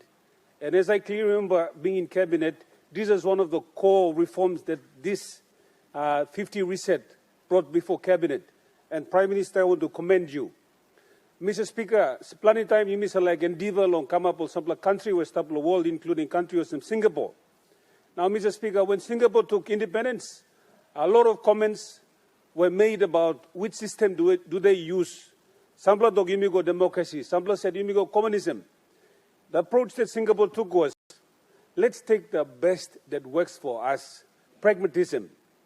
And I think this statement by Mr. Speaker, Prime Minister, is a very honest statement. In it, I'm laying out what is happening. These are very statements that I think Prime Minister has put for us to appreciate. Mr. Speaker, time you look him, and I speak, some of the seniors who spoke, Chairman Blow, Public Service, Sepuka, been in the circles of public service, including Planning Minister. Mr. Speaker, time you look him, you mean now, you may sit down, you some say lo this Laos, you sit down law, you may sit down some parliamentary democracy. Mr. Speaker, one plus simple example. On members now, you may sit down lo this Laos. Time you text him on plus secretary, law department now. Plenty people knows respond. Plenty people knows respond. Now you imagine, suppose you member of parliament text him secretary name no respond. Imagine the everyday people in this country who these public servants are not accountable for their actions. Or not respond, Mr. Speaker. I'm saying person email member to succeed or minister to succeed. Now there's a debate or some you may create him this law give him power or person. I think we're giving powers to all people responsible to a position. Mr. Speaker, to a position. And I can give you 1 or 2 examples. Take, for example, Mr. Speaker, when the Prime Minister of India came, we had 5 or 6 MOUs you may sign him for Indian government to help us. They were grant programs. To this date, the public sector has not moved those MOUs. Mr. Speaker, that's the slackness in the bureaucracy where you may face him. So time me established him before former leader of government business, me go check him, Chief Secretary don't know what I'm going to Foreign Affairs. Foreign Affairs talk, by me consult him trade. Everyone was packing the buck, and to this date, we have not enforced those MOUs. Mr. Speaker, there is one example of how bureaucracy is draining the energy that cabinet members, governors, and ministers bring to their roles. They say absolute power corrupts, Mr. Speaker, and they say power corrupts, and absolute power corrupts absolutely. In this case, if we are giving so-called powers to Chief Secretary of Government, which somewhat seems absolute, we must also hold him absolutely accountable for the breakdown in public service. So suppose you may give him 2 things for him to discipline public service. Now, Mr. Speaker, some people, you may minister, former minister, you may comment. Prime Minister, plenty time, you may say the Prime Minister not make him work. Some of the time you may cross name it was the Prime Minister talk plenty. But Mr. Speaker, even though me Governor Blong Morobe, me no Section 32 officer. So me must still talk to good law PA. Suppose me no talk to good PA, no not run him check, Mr. Speaker. That's the reality. In all this idealism that we try to promote on the floor, the reality of what it is completely different. Mr. Speaker, time you minister, come to cabinet. Plenty time, Prime Minister do some makimol, secretary. People ministers talk, people like him islaya, or some member of law, merengi talk, all like him, I'm true. Me too being like him, time minister, I'm too being like him. People like him, secretary, me blight. Law come up, boss man, blow, one MS so that you can walk on them all, Mr. Speaker. And Prime Minister talk, I'm right. It's your call, I'm giving you KPIs, you deliver. But time secretary, I'm using power blame them, all him them, look out him all minister or making good minister. Minister feel him hard, discipline him as a secretary. So this layer of enforcing implementation within giving powers to the Chief Secretary. Must come up number one, couscous one, them number one whip. Lo paiti mol man sabos on the work inside the public service. Prime Minister, me like commenting on the statement you make him said earlier. You talk about some Papua New Guinea, and I quote, Papua New Guinea has never lacked plans. We are lacking implementation. We are lacking implementation. Governor Jufai Keram to talk about some public servants, believe me, must be motivated. Mr. Speaker, now, plenty public service, believe me, all no loyal or country, or loyal or paycheck. Or loyal or paycheck. Mr. Speaker, there is a story. When someone went and asked someone when they were building the pyramids of Egypt, all asking one man, what are you doing? He said, oh, I'm a bricklayer. I'm just laying bricks. They asked the second guy next to him, what are you doing? He said, I'm building pyramids. The focus is we have a lot of people in the public service are just laying bricks. Mr. Speaker, they are not building pyramids. Therefore, we need accountability and strong action. And this law, I think, enforces that. Chief Secretary Masolim, the couscous, na talking about work. Plenty member, including myself, Mr. Speaker, and I think yourself as well. Time people text him all, Secretary. All respond to Minister Blol. People man non-minister, people wait 1 week, the Biano looking was some green color stabiat law. WhatsApp, so touch him, look, oh, Governor Blomorobe texting me. No one is holding them accountable to their actions, Mr. Speaker. This all carers, when now you talk now, Mr. Speaker. All carers, time you all minister come up, minister. Prime Minister, the first paper I'm producing the cabinet is all your carers, all our carers. Time you establish a minister. That is like carers and you na Secretary Blue supposed to fulfill him. But time you appoint him Secretary, Mr. Speaker, how by Rosin man where you put him go inside? How by Rosin man where you put him go inside, Mr. Speaker? Therefore, we need a very strong Chief Secretary to be decisive, to be ruthless. Mr. Speaker, former Prime Minister of Singapore made a story. Na I'm kiram no to gosem. Ombla pusiget, suppose I blame pass, I'm got triple leg. Kala blame the grass rouse, yau pass pusiget. But suppose it's la pusiget, the kill him rat, I'm fit pusiget. We have to be practical. It's not about this standard, that standard. What will work for us as a country? So, Mr. Speaker, this legislation is having Prime Minister in his wisdom, having been Prime Minister for this time, going towards 7-8 years, has realized that ministers all work with him. Shortfall will misla. Secretary work with him. Shortfall misla. Therefore, the Secretary, Chief Secretary, which Deputy Prime Minister rightfully said, CEO must be empowered. Lo manage him misla. Right now, Mr. Speaker, Prime Minister manage him all minister manage him all secretary, going round in circles, We need strong accountability. And, at the backdrop of this, if we pass, and we are going to pass this legislation, I would like to challenge the Prime Minister that that report that we put through, and I think Governor Jufa, on the public service reform, one comment was made about the Yumina Rausim monitoring and evaluation powers from planning. Now put him lot different. Coordination committee now stop. Mr. Speaker, you talking me? Man we pay him check finish, but go check him yet. No rat. Different man must go check him. Planning and finance cannot pay and at the same time go and check themselves. Because when they come down, member killing pig, member put him in the guest house, member give Maya car. MC report to Narba district, for example, MC report to Narba district na to Fin 7 district na. DRD to yes, good report. So we must have this process of accountability, different chains of command to hold us responsible, Mr. Speaker. So in this case, me look him, this legislation will come, long strengthen him, na give him power go long Chief Secretary. At the same time, my last comment, Mr. Speaker, by me must kisim the report long public service through law Honorable Jufa. Where you talk lo payroll na me talk thank you long minister long public service. On sa makimi lo governor minu lo time kam governor na mistap. Where cabinet under its wisdom decentralize him power lo makimol PA come back lo mipla.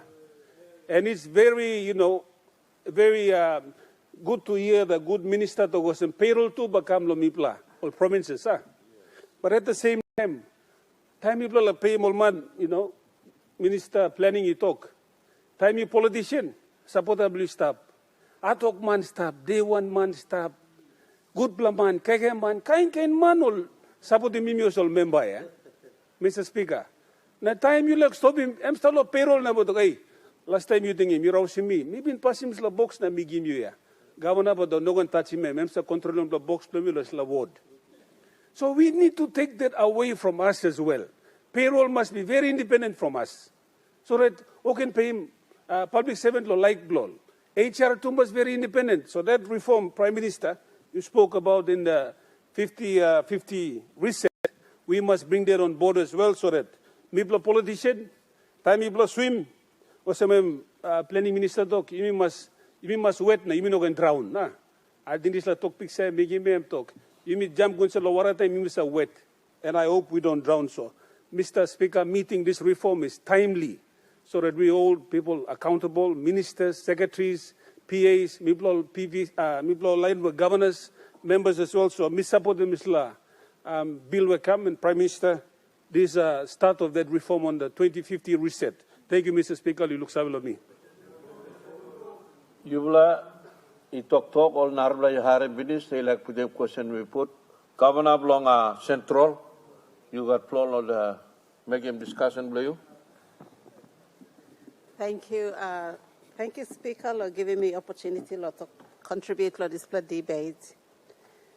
First of all, I want to commend the Prime Minister and the NSC, the government, for the reset program, this bill being one of them. But I do want to raise and also commend all of the very, very good and solid comments and debates that have been made so far. I just want to perhaps pick out on a couple of them and emphasize again, I guess, in my debate. The first point I want to make is about systems and people. And I want to specifically say that it's important to look at the people first and their performance in a system that's already existing. We've already learned a lot of lessons from changing systems rather than changing the people who sit there to make a system that's already working efficient in achieving its purpose.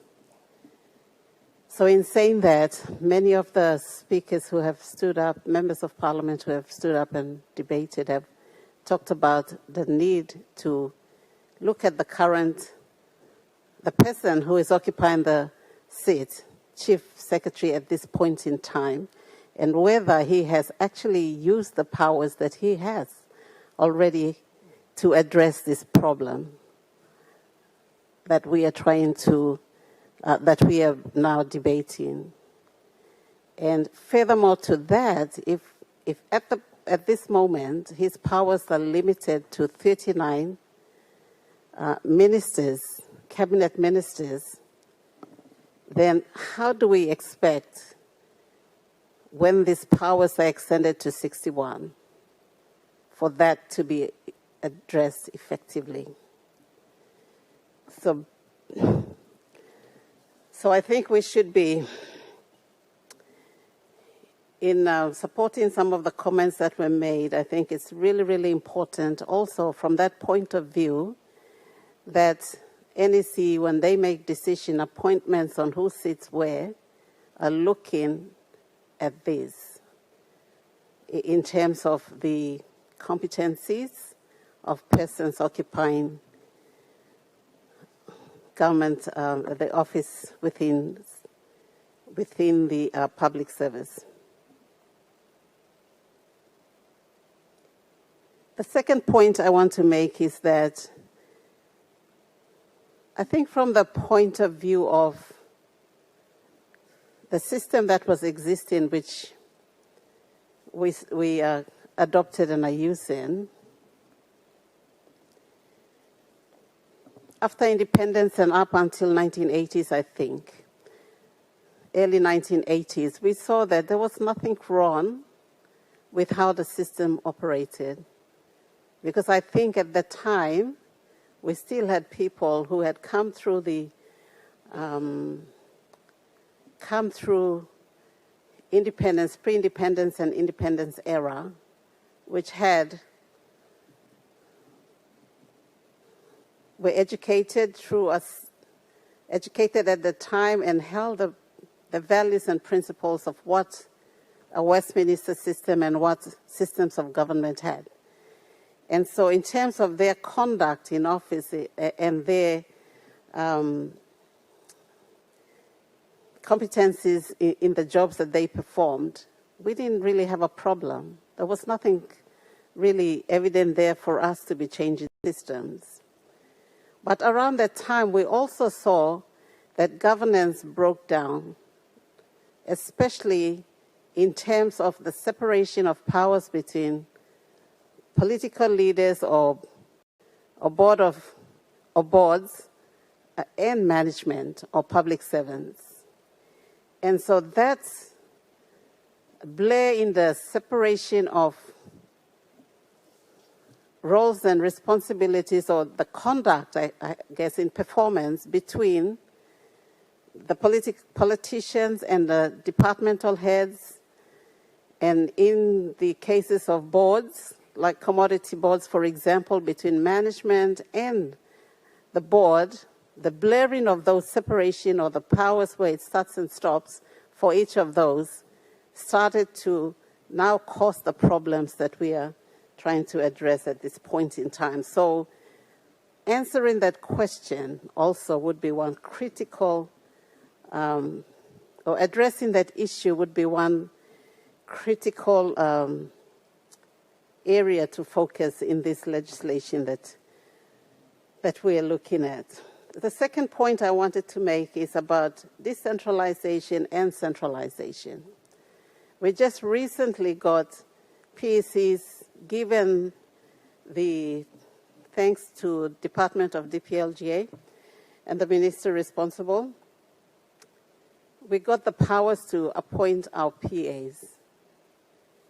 Now, if the PAs are now reporting to the Chief Secretary now, in terms of their performance, which is taking away the current reporting mechanism, which is what, Section 119 and 114, reporting to Minister DPLGA, and taking that away and giving that to Chief Secretary, then it kind of, I don't know, we're going from centralization to decentralization and going back to centralization again. And so I think that those is an area that I wanted to point out, that it seems to be contradicting where we want to go, which is decentralization of important functions that provincial governments can run and be accountable, held accountable for the decisions that they make at provincial level. And that brings me also to the root cause of the problem. What is really the root cause of this problem? And I think the Governor for Oro and Chairman for Public Sector Reform Parliamentary Committee, in his debate or remarks, he also talked about what I think is the root cause of the problem, which is housing for our public servants and salaries for our public servants. And so I guess I would just want to reemphasize that when we are looking at bills here on the floor of Parliament, including this one, it's really important that we look at the root cause of the problem and address it at its root. And in saying that, I want to say we are now putting all of the emphasis on Chief Secretary. But Chief Secretary will depend on secretaries of each of the departments, and if you say PAs as well, they are just people, individuals who are depending on the whole public service machinery that's going to feed up in terms of implementation and the results that we are expecting. And so I just wanted to bring out again some of these important points that kind of make me, while I know the intent is good, it still makes me question as to, are we adequately addressing those issues? Are we contradicting in this place, etc.? Do we need more time to look at this and answer some of these questions that we are raising? Thank you very much, Speaker. The question is, does question be put? Those in favor say aye. Aye. Those not in favor say no. The ayes have it. Clerk.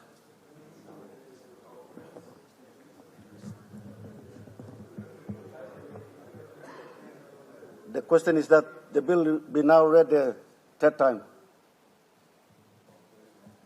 Those in favor say aye. Aye. Those against say, those not in favor say aye. Beg your pardon. Those against say no. The ayes have it. Clerk.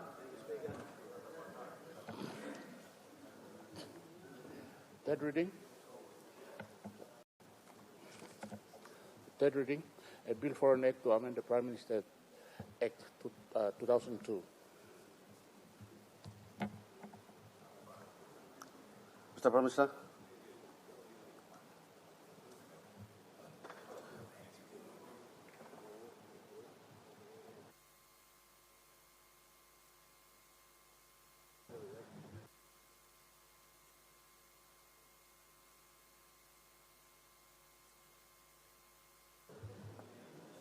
Papers, Minister for Provincial Affairs.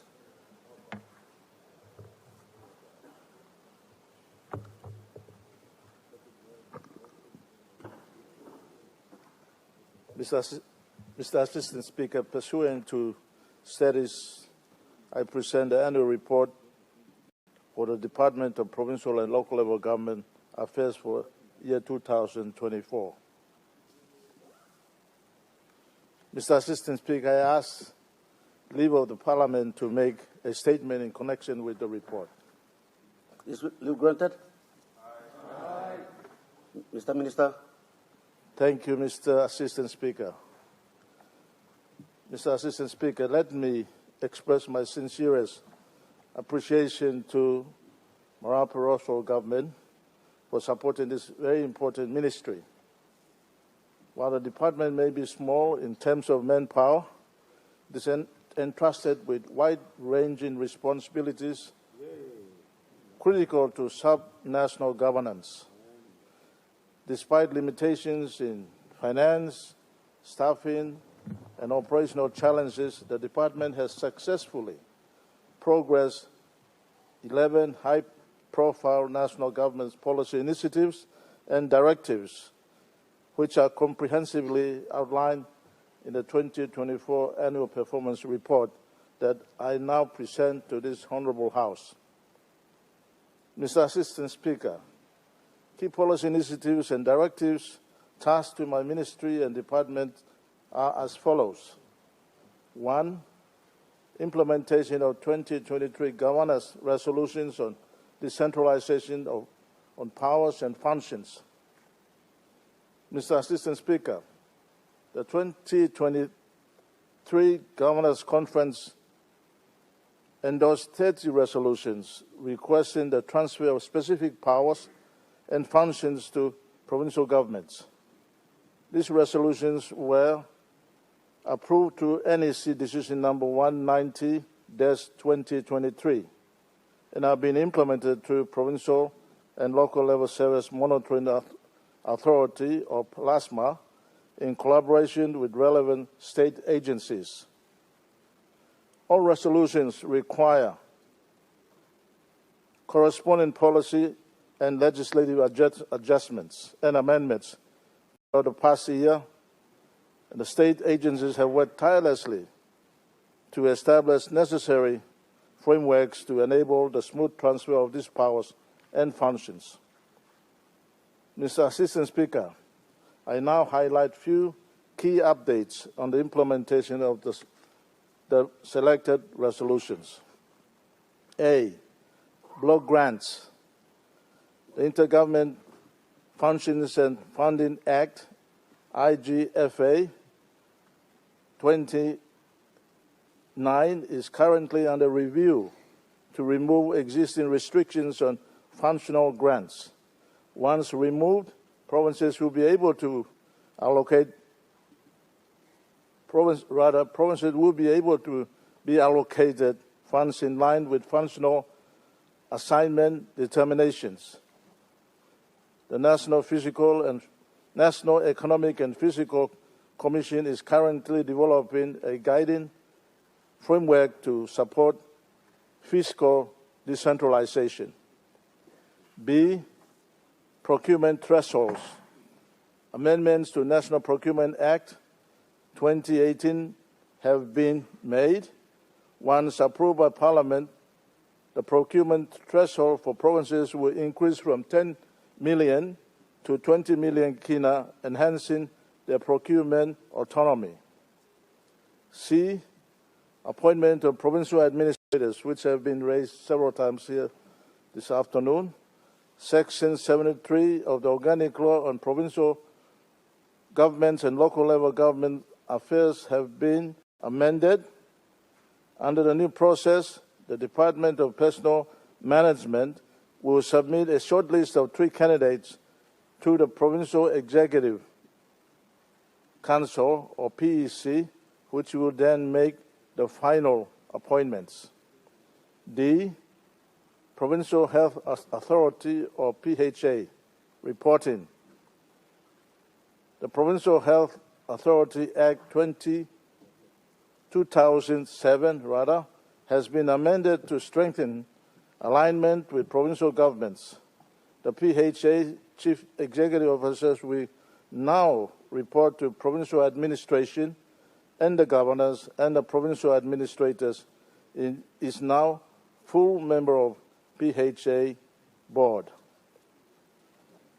Number 2, implementation is the administration of LLG leaders' payroll.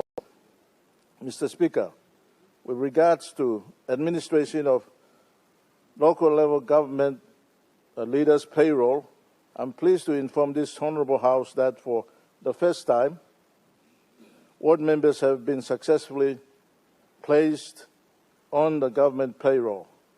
This follows the successful migration of data from councillors' payroll system to Ascender payroll system in March 2024. To support this initiative, the Marape Rosso government allocated 49 million kina to fund allowances for 7,261 ward leaders, including 800 community leaders in autonomous region of Bougainville. Mr. Speaker, this important reform has not only enhanced participation and strengthening of democracy at local level, but has also fostered a greater sense of community ownership and responsibilities. Over the years, the department has consistently supported councillors through these allowances, enabling them to play more active role in maintaining law and order and delivering essential services directly to many communities. These allowances have proven to be strong motivating factors, improving the performance of ward leaders and contributing to significantly to peace and stability within communities. 3. National Decentralization Policy Framework. Mr. Assistant Speaker, with regards to National Decentralization Policy Framework, I wish to inform this House that the Department continues to provide both technical and administrative support towards development of new-look provincial government system. A technical task team has been established and is adopting a 3-phase approach, which includes 1. Historical and legal review, 2. Review of reform proposals, and 3. Technical task team recommendations. Mr. Assistant Speaker, the draft framework will be subjected to broad consultations with key stakeholders before its finalization, where these three options for new-look provincial government system will be presented to the Cabinet for consideration and deliberation. 4. LLG Special Purpose Authority. Mr. Assistant Speaker, with regards to local level government special purpose authority, I wish to inform this House that National Executive Council, through decision number 78-2024, has approved a 12-month moratorium on the establishment of new LLG SPAs. This moratorium provides the Department with necessary time to address existing challenges, streamlining operations, and strengthening oversight mechanisms. It is critical each step is taken toward improving SPA functions effectively and maintain focus on their core mandate, that is, delivering essential services to the host communities. Mr. Assistant Speaker, as part of this initiative, the Department is undertaking a comprehensive review of all LLG SPAs operation based on their annual performance reports and also part of governance resolutions. The review will evaluate performances and governance of LLG SPAs, identify areas for improvement, and ensure compliance with legislative and regulatory frameworks. The outcomes will guide recommendations to enhance operational efficiency, strengthening accountability, and improve service delivery. These actions reflect the Department's commitment to fostering efficient, accountable, and well-functioning SPAs that deliver meaningful outcomes for the host communities. 5.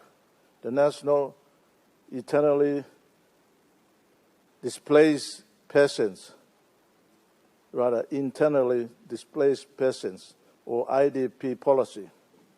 Mr. Assistant Speaker, with regards to the first ever national internally displaced persons or IDP policy for Papua New Guinea, note that this policy is now completed and has gone through and endorsed by NEC for implementation. The national IDP policy addresses 4 areas of displacement, mainly 1. Natural disaster-induced displacement, i.e. volcanic eruptions and flooding. 2. Man-made displacement, i.e. tribal fights and ethnic clashes. 3. Development-induced displacement, i.e. mining and town and city expansions. And 4. Climate change-induced displacements, i.e. rise in sea level and prolonged droughts. Mr. Speaker, once approved and launched, this policy will ensure internally displaced people are properly assessed, relocated, and settled in the coordinated, dignified manner. Mr. Assistant Speaker, as I said, some of these events have proceeded what I'm now presenting. 6. Rural Service Delivery Program. Mr. Speaker, with regards to Rural Service Delivery Program, or RSDP, I'm pleased to report that this is one of the Department's most successful initiatives implemented with support from World Bank. This program is using the Community-Driven Development, or CDD model, and has been rolled out in 5 provinces, namely Central, Western, East New Britain, Chimbu, and East Sepik. Under Phase 1, a total of 255 sub-projects have been implemented across selected districts and wards. These include the construction of water supply system, classrooms, 8 posts, community halls, teachers' houses, resource centers, and support initiatives for women's groups. Mr. Assistant Speaker, the RSDP has made a significant contribution to improving the overall development and well-being of our rural communities. It has helped to bridge urban-rural divide by promoting equal opportunities for growth and prosperity, reducing poverty and improving quality of life for rural citizens. The program has received strong support from political leadership, provincial administration, and districts, and will be expanded to 6 additional provinces under Phase 2. 7. National Ward Record Book System. Mr. Assistant Speaker, the LLG Administration Act 1997 mandates the department to establish and maintain ward record books in each ward. From being called a village book to ward record, as it is now. It is digitized into what is now going to be known as National Ward Record Book System.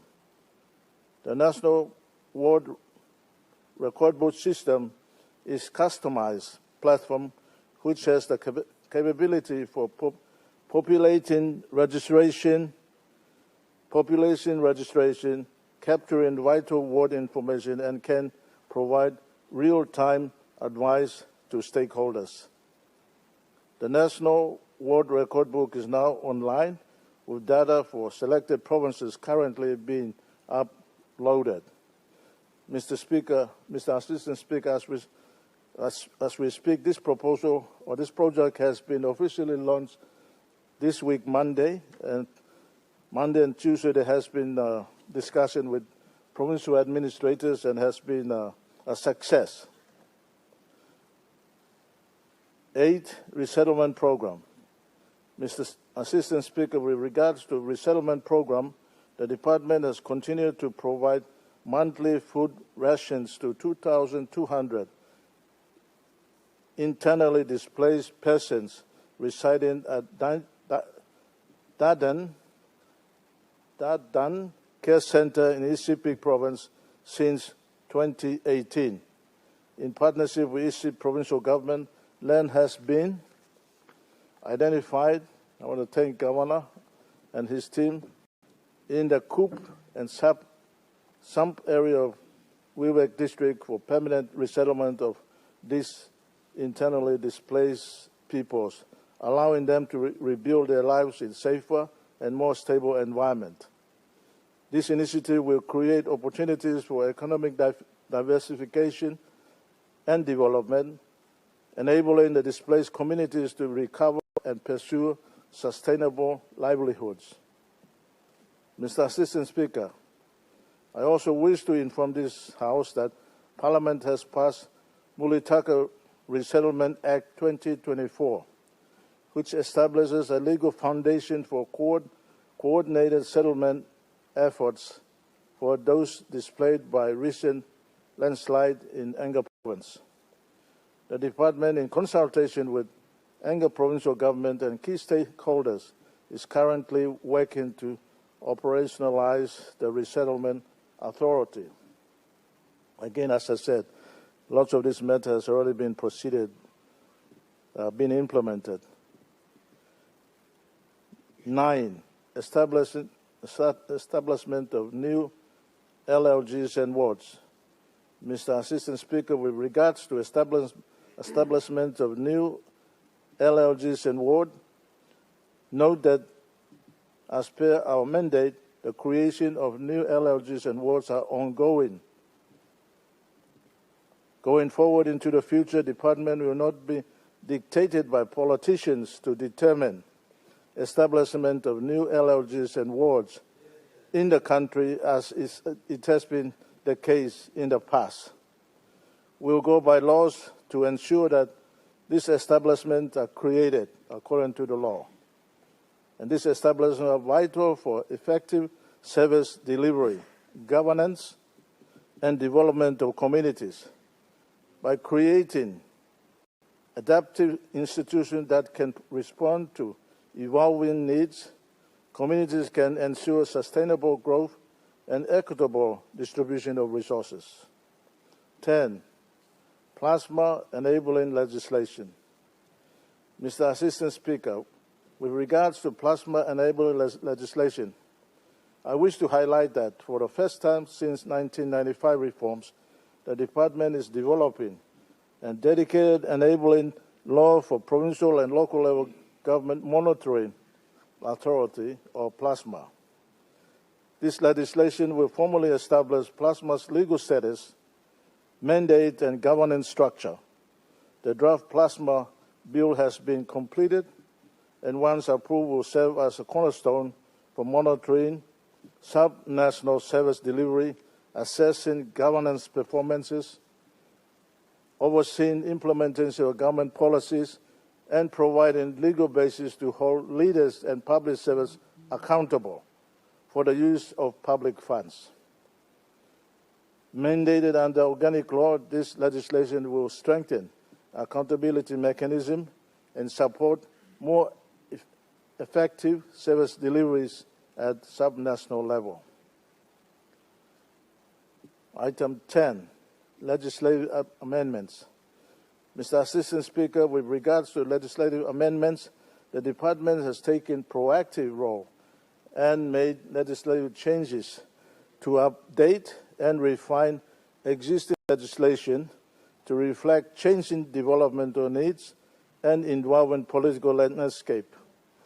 This legislative amendment provides a structured process to ensuring that laws remain relevant and effective in addressing our current development challenges.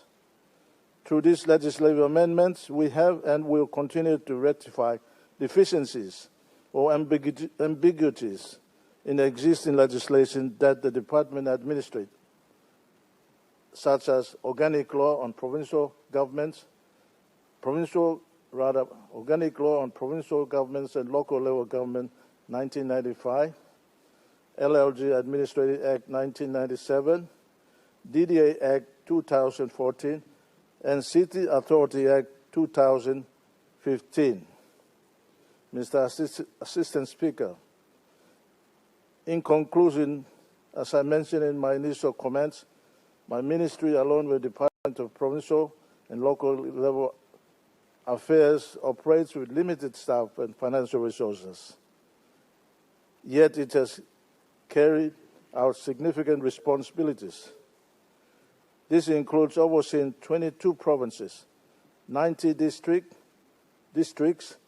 not counting 6 districts in NCD, NOAROB, 374 local level governments, 6,916 wards, 3 city authorities, 14 LLG special purpose authorities, and settlements and restoration authorities. The ministry and department serve as a crucial link in our highly decentralized governance system, supporting the national government's reform agenda for service delivery. Mr. Speaker, the performance report for 2024 that I have briefly shared with this Parliament showcase my ministry and department's commitment to managing our limited financial resources effectively. It highlights what can be accomplished even with constrained funding. I'm proud to report that we have taken courage of all the key government policy initiatives and directives assigned to us. Mr. Speaker, with that, I now submit the annual performance report for Department of Provincial and Local Level Affairs for year 2024 to this Honourable Parliament. I thank you, Mr. Assistant Speaker. Leader of Government Business.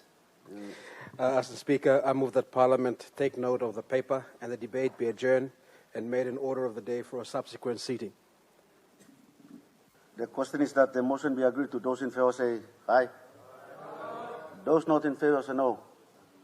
The ayes have it. Honourable members, I now call upon the Chairman of the Public Sector Reforms,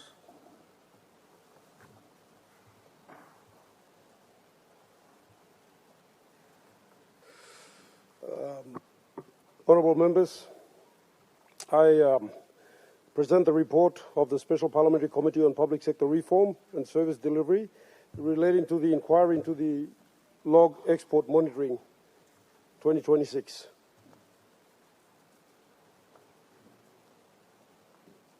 Mr. Speaker, I seek leave of Parliament to make a statement in connection with the report. Is leave granted? Make your speech.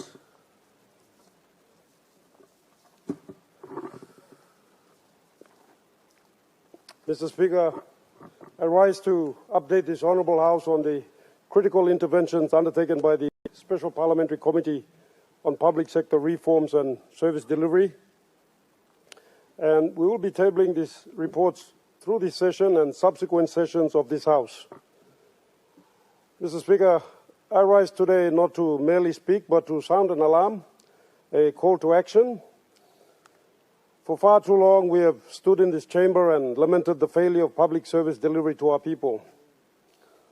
Today, I will summarize our recent actions and findings across 4 critical areas of the public sector. However, before I commence, I wish to thank first the Marape Rosso government for ensuring that parliamentary committees get the support they need to be able to carry out their mandated duties, being the mouthpiece of the people, being the ears and eyes on the floor of the Parliament, and holding the various elements of the executive government to account. I also wish to thank my fellow committee members, namely the Honourable Sir Peter Ipatas, who brings to our committee his vast experience and wisdom, the Honourable William Powie, a former public servant with a lot of experience in that space, Honourable Rufina Peter, a member of the opposition, but in the spirit of the bipartisan effort, bringing her experience in the development partner space, and Honourable Alan Bird, Governor for East Sepik, who brings his vast experience as a pioneer, especially in agriculture.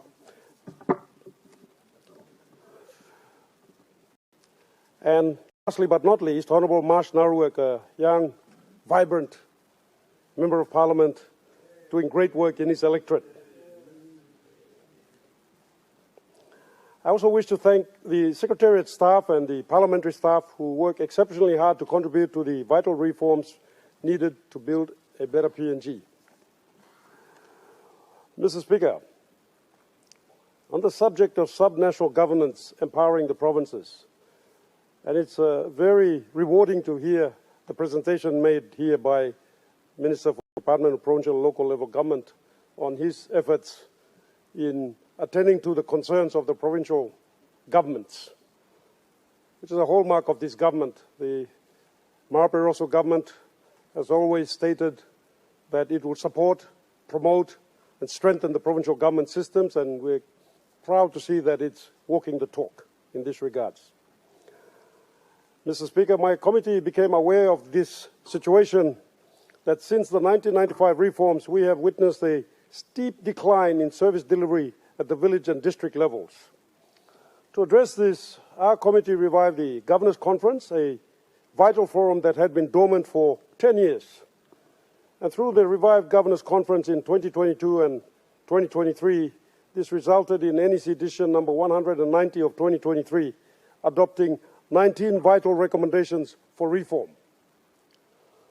My committee is dedicated from here on to aggressively contribute to pursuing real administrative decentralization and actual financial autonomy for the provinces to ensure basic service delivery to our rural people. We want to encourage and explore funding models akin to block grants that flow directly to our provinces and districts, putting the power where the people are. On the subject of national governance, right pay, the public service payroll.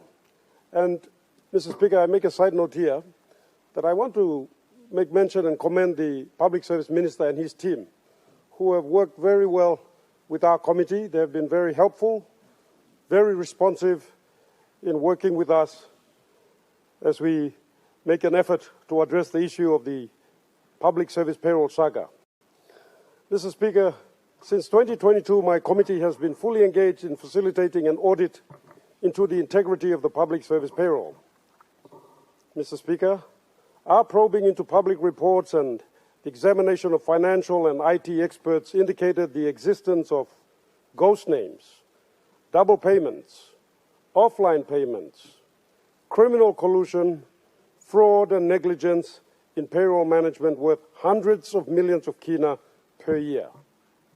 We can no longer deny the urgent call for an independent audit into the integrity of the public service payroll. The committee is pleased to report that an independent payroll audit driven by the committee did commence in 2022 and was completed by Deloitte's accounting firm in April 2023. Its findings vindicate all the committee's efforts. The committee is delighted to report that the Prime Minister, Treasurer, Minister for Public Service stepped in to assist the audit's commencement. They were also instrumental in receiving the audit and have set up a ministerial steering committee, including themselves, our committee, the Ministry of Finance, and the Minister for Information and Communication and Technology. This ministerial committee is now responsible for ensuring that the issues reported in the Deloitte audit report are immediately addressed. And for those who wish to refer to it, this report was tabled in Parliament in 2023 by the Minister for Department of Personal Management. My committee does not intend to let these matters of good governance in the public service payroll slip. We will hold further inquiries, and in fact we are meeting this Thursday to review where we are, myself as Chairman and the good Minister for Finance and the good Minister for Department of Personal Management. And we will continue to ensure that the implementation of the Deloitte report, which should see a follow-through forensic audit, substantial criminal prosecutions, and the development of a sound payroll systems with required integrity occurs. On the subject of Department of Health, the medical supply crisis, my committee has been tracking and initiating reforms in the Department of Health to address the perceived lack of integrity in medical supplies procurement. We note the excellent efforts of the current and past health ministers. The 2019 Public Accounts Committee report on this subject calls for a wide range of actions, and my committee intends to join this momentum in contributing to essential administrative reforms. On the subject of constitutional officers, right-sizing the government. Mr. Speaker, our public service consumes nearly 40% of our expenditure budget. Compare that to the 28% average of other similar developing nations. To address this, we have activated the powers of the Public Service Commission.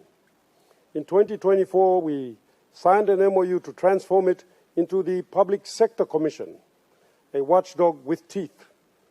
And we anticipate this body will oversee all state entities and SOEs. It will have the power to right-size the machinery of government, enforce merit-based appointments, dismiss officials for non-performance, and work with law enforcement agencies to prosecute corruption. My committee will be bringing a second report on the proposed Public Sector Commission reforms to a subsequent sitting of this House this year. My committee has also recommended to reset PNG 50 and the NMCA that, as an essential starting point for the next 50 years, a comprehensive 100% diagnostic review be carried out on all state agencies to determine whether they are fit for purpose and properly structured with the skilled manpower required to deliver our nation's vision and aspirations. This exercise must be ongoing, and the new Public Sector Commission should be tasked with institutionalizing this process. On the subject of statutory authorities, A, the Road Transport Authority and Motor Vehicles Insurance Limited saga. In our committee's ongoing scrutiny of public authorities, we recently intervened to halt the Road Transport Authority from imposing a chaotic and redundant double certificate process that threatened to dismantle the efficient MVIL one-stop shop. We're glad to see the intervention by the Chief Secretary, which has ensured there will be no further inconvenience to service delivery. And Mr. Speaker, I'm at a loss as to understand why we continue to break systems that work for our people and protect systems that don't. Going forward, my committee will demand a justification for the massive hike in MVIL registration and insurance fees, which appear to operate without competition. On the subject of Mineral Resource Authority, alluvial gold. In 2025, my committee enjoyed excellent cooperation with the Honourable Deputy Prime Minister in examining the alluvial gold mining sector. Our hearings into the MRA revealed that the alluvial gold industry is in crisis due to widespread smuggling. Figures presented at our 2025 hearings indicate that between 1.3 billion and 3.8 billion in gold is being smuggled out of PNG every year. We have heard disturbing reports of illegal foreign cartels operating with impunity, destroying our environment and breaching airport security, as evidenced by the recent interception of 28 kilograms of gold at Jackson's airport after bypassing metal detectors. My committee will table a report in a subsequent sitting of this Parliament with recommendations for essential changes in the management of alluvial gold mining. We will demand immediate and radical reform across the Mineral Resource Authority, Central Bank, PNG Customs Services, and Immigration and Citizenship Authority to stop the massive financial hemorrhage. Those responsible, both foreigners and local facilitators, must be criminally prosecuted. Our gold is benefiting criminal syndicates to the tune of up to 3 billion kina a year, and not the people of Papua New Guinea. And it is slipping by the very guards we employ. On the subject of PNG Forest Authority, to do with specifically the pre-shipment inspection and log ban 100% downstream processing. And I want to just make a side note here and thank the good Minister for Forestry. He and his team were very cooperative. They tabled the information we required in a timely manner, and they were present at our hearing, and they were very cooperative. And I understand that they've actually taken some action in regards to addressing some of the issues that we will be raising here. Throughout 2025, my committee examined the forestry sector and identified and prodded the urgent need for reform. Now, we acknowledge and commend the efforts of the executive government through the PNG Forest Authority to move away from round log exports. And we particularly commend the PNG Forest Authority for signing a memorandum of understanding with an inspectorate company similar to SGS. However, we must query the timing and extent of this engagement, given a clear national commitment and direction to phase out round log exports completely in favor of 100% downstream processing within the country. The independent pre-shipment inspection service by SGS ceased 2 years ago, and it must be immediately reinstated as we manage the transition. We further note that the proposed log export ban scheduled for the 31st of December 2025 has not materialized. The log ban will necessitate 100% downstream processing of logs within the country. Despite more than 5 years' notice, there has been no visible progress in drafting the necessary legislation or preparing the industry for downstream processing. We will also discourage any questionable governance arrangements that would allow the regulator to become the commercial operator in downstream processing. In this instance, we are aware that the regulator, PNG Forest Authority, has created its own business vehicle, DY Holdings Limited. Now, while this is to some degree commendable, we would recommend that this entity be absorbed into the state's business arm that should be the only body responsible for any state-owned businesses, the Kumul Group of Companies. We already have Kumul Agriculture, Kumu Minerals, Kumu Gas? Why not Kumu Forestry? Then that particular entity and the revenue that it generates can be shared, a portion going to the regulator so that they can carry out their activities, to the provinces, to the districts and the landowners. Mr. Speaker, I now table the committee's report to Parliament on its 2025 inquiries into log export monitoring, which recommends 1. Immediate re-engaging of an independent log monitoring service. 2. The immediate implementation of the log ban and 100% downstream processing. And the prosecution and enforcement against documented financial and criminal breaches. In conclusion, Mr. Speaker, our reports provide the fuel for the Reset 50 agenda. But a reset requires more than just words. It requires courage and decisive action. We must stop mourning our failures and start implementing real solutions. Our future depends on taking these hard but necessary steps to restore the integrity of the independent state of Papua New Guinea. Mr. Speaker, I commend this report to the House. The question is the question we put. Those in favor say aye. Those not in favor say no. Ayes have it. Leader of Government Business.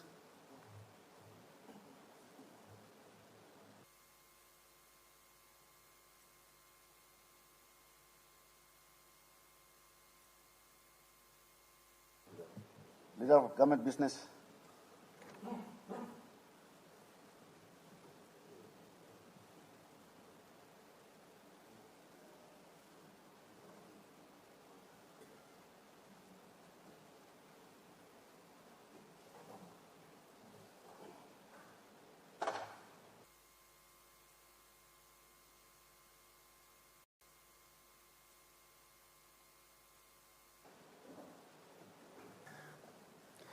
Assistant Speaker, I move that the Parliament take note of the paper and the debate be adjourned and made an order of the day for subsequent seating.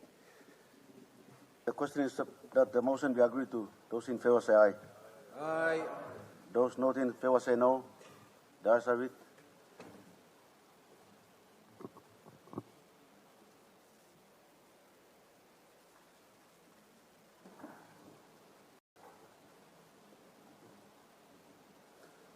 Leader of Government Business.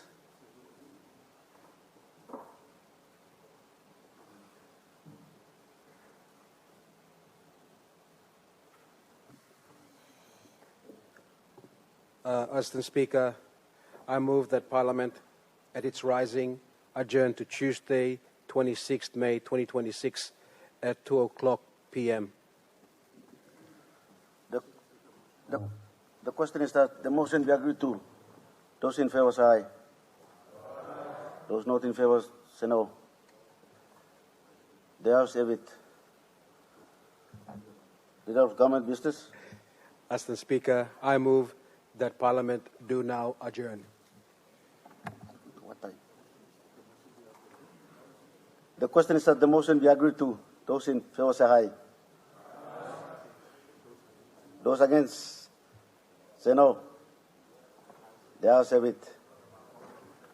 What date?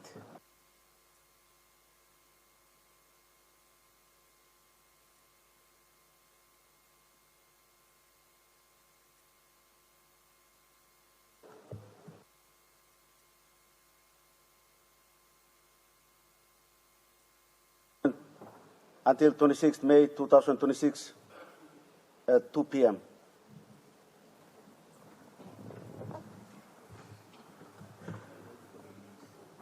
We go past the newspaper.